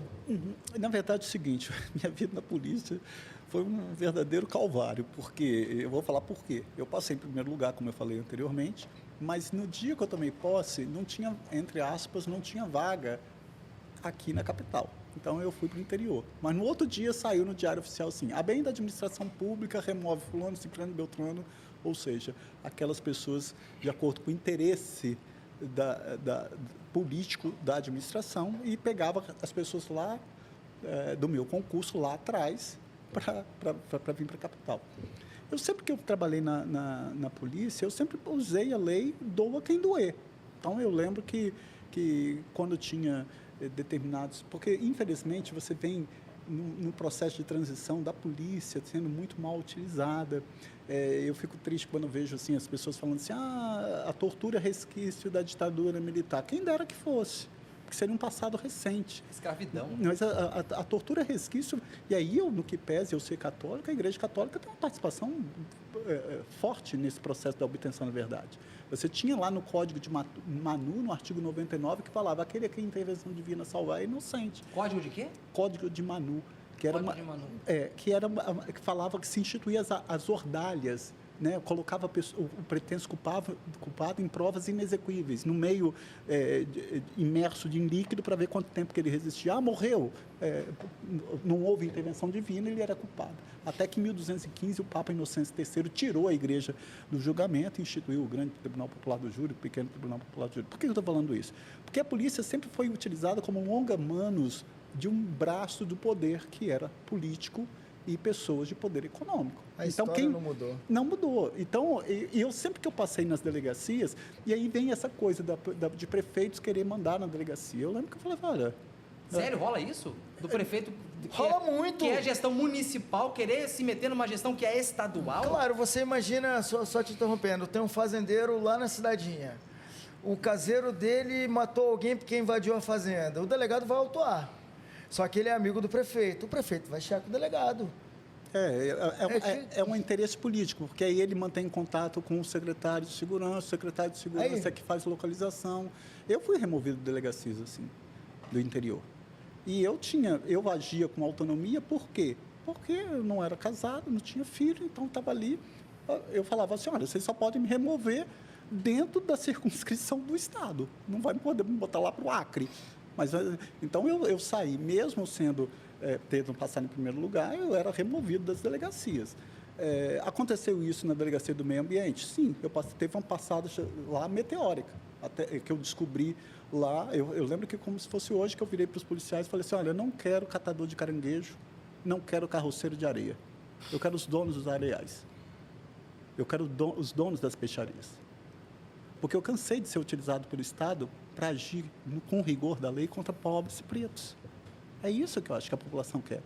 A população quer. Passou da hora do político derrubar os muros do parlamento e interagir com a população. É resultado rápido, né, que eles querem dar. Claro, eles não Fabiano? querem ser injustiçados, porque é uma relação desigual. É uma relação desigual. Você já foi penalizado dentro da polícia, dentro do Estado, por agir assim? Por ir contra a ideologia da própria força que você está ali representando? Essa penalidade vem pela não promoção e pela remoção. Então, por exemplo, eu lembro que eu era delegado na Delegacia de Meio Ambiente e eu descobri, para você ter uma oficina mecânica, você precisa de uma licença ambiental. Até que eu descobri que o Porto de Vitória não tinha licença ambiental. Aí eu oficiei ao Ministério das Minas e Energias para atribuir uma multa milionária ao posto, à CODES, e instaurei um inquérito por crime ambiental. No outro dia, eu fui removido da delegacia. Então, infelizmente, o delegado não tinha aqueles chamados predicamentos da magistratura, que é inamovibilidade, irredutibilidade de vencimento. Né? Então, saí da delegacia. Então, essa passagem, você sempre... Quando você usa a lei e você incomoda, isso acaba influenciando. Né? Eu saí dali e fui para a Delegacia de Costumes e Diversões. Eu lembro lá que chegou um membro do Ministério Público, enfim, do Poder Judiciário, querendo que eu acabasse com as casas de prostituição. Eu falei, pô, mais uma... A profissão mais antiga do mundo. Eu falei assim, eu falei assim, mais uma vez o pobre que vai responder, vai ser penalizado. Porque o cara que está ganhando dinheiro mesmo em cima dela, agora... Mas aí eu lembro que eu fiz o seguinte, eu falei, tudo bem, se eu fechar a casa de prostituição, eu vou fechar os motéis, porque a lei falava casa de prostituição ou local destinado a encontro libidinoso, haja ou não finalidade de lucro. Então, eu falei assim, o motel não tem? Aí vai eu, para tentar caçar os alvarás, remove-se ele da delegacia. Foi aí que eu fui para a Delegacia de Crimes de Trânsito, porque eu acho que a visão deles é essa delegacia ninguém fica preso mesmo, deixa ele lá, que ele não vai incomodar ninguém. Mas aí o bagulho ficou doido, né? O negócio ficou arrochado, ali realmente... Foi uma chave que virou no trânsito capixaba. Ali eu já era repórter, eu lembro perfeitamente. Muita ação na rua de conscientização. Se o cidadão beber hoje, eu estou aqui bebendo. Inclusive, Uber, aqui todo mundo que vem aqui, vai embora de Uber, viu? Se quiser pingar um qualquer aí, ó, nós estamos juntos toda hora, viu? O cara bebeu, ele está de carro, ele sabe que ele bebeu e que ele vai fazer merda no trânsito. É crime doloso? Para mim, na minha concepção, ele assume... É um projeto de lei, hoje foi aprovado, como é que está isso? Não, na verdade, eu consegui alterar o Código de Trânsito em 2 anos de mandato. Hoje, o motorista bêbado que matar alguém, ele é condenado até 8 anos de cadeia, antes dessa emenda que eu construí a redação do Código de Trânsito, que foi em 2 anos de mandato. Foi uma bandeira minha na campanha e eu consegui aprovar. Muitos parlamentares passam inúmeros anos no parlamento e não conseguem alterar o Código de Trânsito. Alguns viram até presidente. Então, e foi com esse presidente, ele não vetou a redação do que eu fiz. Você mudou muita coisa no trânsito brasileiro, na sua passagem por aqui, né? E tem um outro projeto fantástico. E parecia que você ia ficando pistola com as situações e as mães cobrando um monte de acidente. E eu lembro que você se compadecia, até que veio uma porra de uma lista aí que circulou, não foi? De gente que tinha carteira suspensa. Mas isso foi no Detran, né? Foi no Detran. Foi no Detran. É porque eu tinha pedido... Essa treta é boa. Conta essa treta aí. Como é que você chegou para trabalhar e falou assim... Eu acho que eu vou divulgar essa galera que perdeu a carteira. Como é que foi isso? Não, na verdade foi assim, não. Eu era delegado de trânsito e eu não tinha acesso à lista. E aí eu falava assim, mas às vezes eu autuava alguém em flagrante por estar indo para cumprir, indo fazer o curso no Centro de Formação de Condutores com carteira suspensa. Então ele não estava cumprindo a penalidade. E isso é crime. É violação da suspensão. Você está dirigindo com a carteira... Tem que ir de Transcom, alguém leva, né? Então eu falei assim, eu vou começar a fiscalizar quem é que está tendo a carteira suspensa. Foi isso que despertou, então? Porque é crime. Sim. Eu falei assim, mas para eu fiscalizar, eu tenho que saber a lista de quem são. Aí eu pedi e o Detran se recusou. Falando assim, não vou te dar a lista. Quando você era delegado? Quando eu era delegado. Por isso que quando eu assumi como diretor do Detran, a primeira coisa que eu fiz foi divulgar a lista. Foi, eu publicizei e falei assim, não, todo mundo tem direito E eu a lembro que eu saber. fui fazer uma matéria com ele no Detran. Tinham nomes interessantes. Eu lembro que eu fui nessa fazer uma lista. reportagem com ele no Detran, falei no pé do ouvido dele assim, ó, você não fica 6 meses nessa porra. Fiquei 8. Fiquei 8. Mas foi uma passagem importante, tanto no Detran quanto na delegacia. Agora eu lembro quando você estava lá no auge, lá no hype, teve o hype, eu aprendi isso na internet. Caralho, mano, vou aprender essa Hype. linguagem com você. Vai, mano. você, pô, Porque fala eu sou um velho num corpo de 39 anos. Naquela ocasião, teve um papo já que você ia vir candidato, mas acabou que refugou. É Perfeito. verdade, 2014. Pô, eu só faço porra, tô falando, Caralho, tô lembrando mano. de coisas Por que que pertinentes. eu Por tenho que uma- você refugou ali? Vou deixar ele responder, eu tenho uma teoria que me contaram, vou ver se bate, vamos lá. Bom, na verdade, é assim, numa eleição majoritária, você tem que ter um partido. Partido que te dê a vaga para você disputar. Se você não tiver o partido, você não tem como concorrer. E de todos os partidos, o único que aceitou me dar a vaga foi o partido no qual eu me filiei na ocasião, que era o PR. Só que você tem essa coisa da identidade. Eu tenho uma história de vida num campo progressista. E você vai para um partido que é conservador, fica incompatível. Então, eu falei assim, olha, eu não tenho... Eu falei assim, não, aí é aquela coisa da violência. Eu estava no auge da visibilidade, eu não tenho dúvida disso. Mas a minha vida sempre foi feita de escolhas por portas estreitas. Então, seria cômodo para mim falar assim, vou deixar essa coisa de partido de lado e vou ser candidato. Mas eu falei assim, não posso me violentar a esse ponto. Foi aí que eu renunciei. Mas a renúncia foi por uma questão de identidade partidária. Eu não foi por falta de compromisso, porque o compromisso foi firmado e foi aceito. O único que foi aceito. E foi por isso que eu não fui, que eu renunciei à candidatura. E aí, depois disso, como eu fiquei, entre aspas, meio que afastado, e foi isso em 2014, muitas pessoas falavam assim, quando eu falava que eu ia me candidatar ao Senado, muitas pessoas falavam, mas você está sendo muito, vamos dizer, vaidoso, ambicioso. Mas não... Ganancioso. Olho grande, zoião. Lá em mas- Cruzeiro a gente chama de zoião. Mas eu vou te explicar por quê. Não foi isso, não. Eu falei assim, na representatividade, primeiro, para eu mudar o Código de Trânsito, que era o que eu sonhava, que eu mudei, eu tinha que alterar a lei federal. Para alterar a lei federal, ou era como deputado federal, ou como senador. Só que, como deputado federal, você fica no meio de 512. Escrotos. E aí é diferente a atuação. Por exemplo, a bancada do Espírito Santo é uma, em detrimento da bancada de São Paulo. O número é flagrantemente superior. Aí eu falei assim, onde que eu posso ter uma discussão e igualdade de condições? No Senado. Porque São Paulo tem 3 senadores, o Espírito Santo tem 3. Não importa qualquer unidade da federação. Eu falei assim, eu acho que vai ter muito mais facilidade de eu alterar a lei federal, o Código de Trânsito, se eu estiver no Senado. Então, tinham 2 vagas, eu falei assim, olha, eu Sem sinto. contar que nós tiramos uma vaga de um cara que tava lá, que puta que pariu. É porque você não é capixaba. Você não tá ligado qual é. O senador que tava lá antes, não sei qual que é a sua relação com os outros 2 que estavam lá antes, na verdade, né? Mas puta merda, velho. Parece que enterraram a cabeça de bode Tarato. embaixo do Espírito Santo. Ô, Tarato, já estamos encaminhando para o final aqui. Eu queria fazer uma pergunta que eu acho que é muito importante também. O convite para você ir para o PT partiu do partido, via Glaze, ou partiu do próprio Barba? Bom, na verdade, desde quando eu assumi o Senado Federal, os senadores do Partido dos Trabalhadores, que aqui eu quero falar, que eles são aguerridos, eu sempre tive um ótimo relacionamento com eles e eles faziam essa abordagem comigo o tempo todo. Contarato, você tem que vir para o PT, você tem que vir para o PT. E eu sempre ia protelando isso. Então, esse convite partiu dos senadores do Partido dos Trabalhadores para eu ingressar ao PT. E foi aí que foi feita uma reunião com a presidência do presidente Lula, em que ele ali também ratificou o interesse em que eu ingressasse nas fileiras do Partido dos Trabalhadores.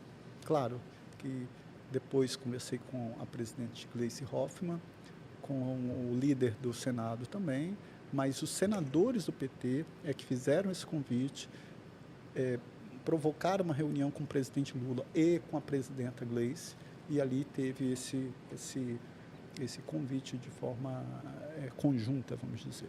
E foi isso que eu fui amadurecendo até eu decidir. Não foi uma decisão fácil. E eu falo para você, porque nós vivemos no estado do Espírito Santo em que há ainda no Brasil essa criminalização de partidos políticos. Eu acho isso muito grave. Em todo partido existem pessoas com condutas diferenciadas, né? Em todo o partido, em todo o meio, né? No jornalismo, na polícia, no judiciário, na defensoria, em qualquer lugar tem. Onde tem ser humano, tem desvio de conduta, seja de qualquer for. Então, eu sou contra essa criminalização. Todo petista, etc, etc. Não é bem assim. Eu escuto, pô. Existem pessoas diferentes, eu acho que cada um pague pelos atos que você pratica, né? Então, por isso que eu falei assim, eu não vou me furtar de ir para o partido e de fazer esse debate de forma responsável. Por isso que eu escolhi o Partido dos Trabalhadores. Mesmo porque, quando falo assim, mas por que o Partido dos Trabalhadores? Eu começo a falar, Você sente que você voltou para casa indo para o PT? Sim. Eu vi isso do meu advogado. Sim. Você voltou para casa? Sim, quando eu falo assim, porque quando você vem de uma família pobre, e aí você vê ProUni, Pronatec, ProJovem, Minha Casa Minha Venda, Luz para Todos, Cidades Conectadas, FIES, SAMU, Mais Médicos, Ciência Sem Fronteira. Gente, desmontaram tudo isso. Se você só não enxerga isso quem não tem um mínimo de gratidão. Então, a população começou a ter acesso à universidade, começou a ter acesso à aquisição de eletrodomésticos, tudo. Começou a ter dignidade a população brasileira. Então, por isso que eu falo assim, eu não vou defender isso. É isso que eu me identifico. Então, a escolha para mim foi simplesmente por uma questão de identidade daquele partido, porque o Partido dos Trabalhadores, eu não tenho dúvida, é o partido dos pretos, dos pobres, dos índios, dos quilombolas, das mulheres, das pessoas com deficiência, da população LGBTQIA+. É o partido dos pobres, é o partido dos trabalhadores. Porra. Forte, né? Forte. Gostou do papo, Fabiano? Muito. Legal, né? Vai voltar mais vezes? Claro, só me chamar. Estendeu mais do que a gente imaginou que fosse estender. Uhum. Porra, obrigado. Não tem nem o que falar depois desse final aí. Porra, eu que agradeço. Fico até sem palavras. A gente agradece muito você porque é um projeto muito sério, muito responsável, com muita credibilidade, com muita leveza. Que eu, Schneider, esse time todo aqui, pessoas que nem estão aqui, né, Schneider? Então tem outro estado. Porque da mesma forma que você está inovando na política, que eu acho que você é um exemplo de inovação, a gente quer fazer isso na comunicação capixaba. Então aqui não tem espaço para ódio, aqui não tem espaço para negacionismo, aqui não tem espaço para desrespeito. Aqui a gente quer receber os convidados como você, como os que já passaram por aqui, os que vão passar de forma leve, descontraída e respeitosa, porque a época que a gente tinha de colocar entrevistado na parede já ficou para trás. Perfeito. Tanto que aqui não é entrevistado, é convidado. E vocês não estão vendo, mas tem um rapaz aqui no bastidor que ele vai sentar aqui também, professor Roberto Carlos. Vai, esse é São das tantas antigas. emoções. O Contarato já falou um monte dele aqui no canto aqui. Tá ali no cantinho. Fabiano, obrigado, viu? Eu que agradeço. Pela sua disponibilidade, né? Tá indo para Brasília, quando, como é que é? Você fica lá de quando a quando, na verdade? No período da pandemia, com a CPI da Covid, eu estava indo na segunda e voltando na quinta, porque as reuniões eram constantes. Agora eu estou indo na terça e volto na quinta, e ficando fazendo agenda no Espírito Santo nos demais dias. Mas eu quero agradecer e parabenizar vocês, porque eu fico muito tranquilo aqui, muito leve, sabe por quê, Schneider? Porque vocês estão fazendo aquilo que eu mais almejo e queria muito que a população entendesse, que ser cidadão não é apenas viver em sociedade, mas transformar a sociedade. E quando vocês utilizam uma ferramenta dessa, com esse veículo, com esse nome que eu adorei, eu falei para você desde o início, falei assim, poxa, adorei, Pode Focar, ficou maravilhoso, ficou capixaba, ficou bem descontraído. Então, eu falei assim, pô, vocês estão transformando a vida das pessoas. Vocês estão levando eu falei coisas aqui da minha vida e falei coisas que aconteceram comigo que eu não falei com ninguém. Então, Como é que é? Repete isso aí que é importante. Você É. falou aqui... Coisas realmente que já aconteceram na minha vida e que eu passei e que não é fácil você falar, né? E quando você tem... Não é fácil para um senador da República olhar para a televisão, casado com outro homem, 2 filhos adotados, preto. Não é fácil, deve ser um chumbo fodido que carrega aí nas costas. São 2 desafios graves. Você dorme bem? Durmo, graças a Deus. Tem que dormir. Eu costumo falar que são 2 desafios para mim e para o Rodrigo. Primeiro é você explicar para os seus filhos que eles são frutos de uma relação homoafetiva. E segundo, você fazer com que eles tenham esse comportamento de pertencimento por serem negros. Eu lembro que Gabriel, quando estava mais novinho, ele começou a falar assim, acho que ele vendo um desenho na televisão, eu estava na cozinha, ele falou assim, mamãe. Eu falei, nossa, eu voei na sala. Eu falei, o que, Gabriel? Ele falou, mamãe. Eu falei, poxa, o que mamãe? E aí eu falei assim, não, a gente tem que fazer alguma coisa. E Rodrigo foi de uma sabedoria que eu, assim, como aquilo foi fundamental. Rodrigo foi para a internet, ele imprimiu e construiu um livro, A História de Gabriel. Aí ele imprimiu. Era uma vez uma mamãe que estava grávida. Aí tem um desenho bem colorido de uma mulher negra, grávida. Ah, papai, Biel está aqui? Tá. Aí Biel nasceu. Aí outra página, Biel de bumbum, como ele costumava dormir, de bumbum para cima de um berço. Olha, Biel está dormindo, papai. Mas a mãe de Gabriel não podia cuidar dele. E aí Gabriel ficou com os coleguinhas aqui. Aí na outra página, vários coleguinhas brincando, que era no abrigo, esperando os 2 papais chegarem. Ô, mano, você é um pai foda, porque quando você fala dele, seu olho brilha. Seu olho brilha, e eu achei isso aí de uma sacada tão fodida. Foi, mas o que eu achei mais legal foi que no final ele falou assim, os 2 papais chegando, aí fala assim, meu filho, existem várias famílias no Brasil e no mundo. Você tem coleguinhas que vão ter papai e mamãe, você vão ter coleguinha que vão ter 2 mamães, você vai ter coleguinhas que vão ter 2 papais, você vão ter coleguinha que só vai ter um papai, vai ter coleguinha que só vai ter uma mamãe. Mas todos eles são famílias. Porque família é onde semeia e planta amor. Eu não tenho dúvida disso. Por que tem gente que não entende isso? Acho que porque eles não sabem o que é realmente se amar. Acho que eles não sabem se colocar na dor do outro. Então, não sei. Eu só queria... Não sei se eu pudesse tocar no coração das pessoas e falar, meu Deus, essa vida é muito curta. O que eu estou fazendo para melhorar a vida das pessoas? Mais que você já toca? Mais? É difícil.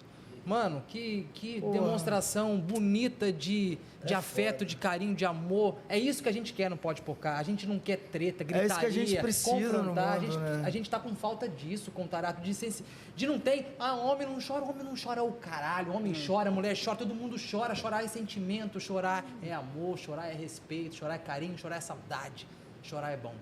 Chorar é bom, né? Põe pra fora. Obrigado. Por poder ter compartilhado todas essas histórias, sentimento. A gente sente, vê sinceridade no olhar, como o Chicarino disse aqui, quando você fala da sua família, seu olho brilha. É claro que a gente poderia passar aqui 5, 6 horas falando de muita coisa, de como é que é um casal homossexual adotar criança no Brasil, porque a gente sabe que como é ter 2 filhos negros, que não é fácil. Porém, você vai voltar e vai voltar aqui em breve, porque tem muita coisa para a gente conversar mais. Vamos, sim. Meu amigo, obrigado. Eu que agradeço. Mais uma vez, quero parabenizar você, Felipe Chicarino, você, Schneider, toda a equipe, falar que vocês dignificam muito a honrada classe daqueles comunicadores, daquelas pessoas que fazem desse veículo aqui como um espaço para transformar a população, né? Nós perdemos recentemente um poeta chamado Tiago de Mello, e eu gosto sempre de falar uma frase que ele falava, o seguinte: nós não temos caminho novo, o que temos de novo é o jeito de caminhar. E esse jeito novo de caminhar que vocês estão implementando no Pode Pocar. Não bate na mesa. Tem que bater, tem que comemorar. Pô, obrigado demais. É claro que durante o nosso bate-papo, Porra, aqui eu levo a linguagem que eu levo da rua. Eu vou falar palavrão, eu vou falar gíria. Às vezes vai acabar perdendo monetização no YouTube por causa disso, mas também não é por causa de míseros centavos que eu vou deixar de falar. O que eu falei? Se eu me excedi aqui, falei palavrão, gíria demais com o senador aqui, vocês me desculpem, viu? Mas foi isso. Foi legal, cara? Foi massa. Foi massa. Obrigado, Contarato. Beijo, ó. Obrigado. Você viu que eu fiz sua homenagem, né? Eu adorei a camisa. Adorou a camiseta? Isso aí, então, obrigado. Vou te falar viu? isso. Então é isso. Você que está assistindo a gente aqui, obrigado por acompanhar aí mais esse vídeo. Esse é o Pode Pocar, uma prosa diferente. A única coisa que a gente pede para vocês é curtir esse vídeo, compartilhar com seus amigos, Se inscrever no canal, se inscrever nas redes sociais, seguir a gente. Se inscrever e ativar o sininho. Toda segunda-feira, vídeo novo, viu? Tamo junto. É isso aí. Pode. Pode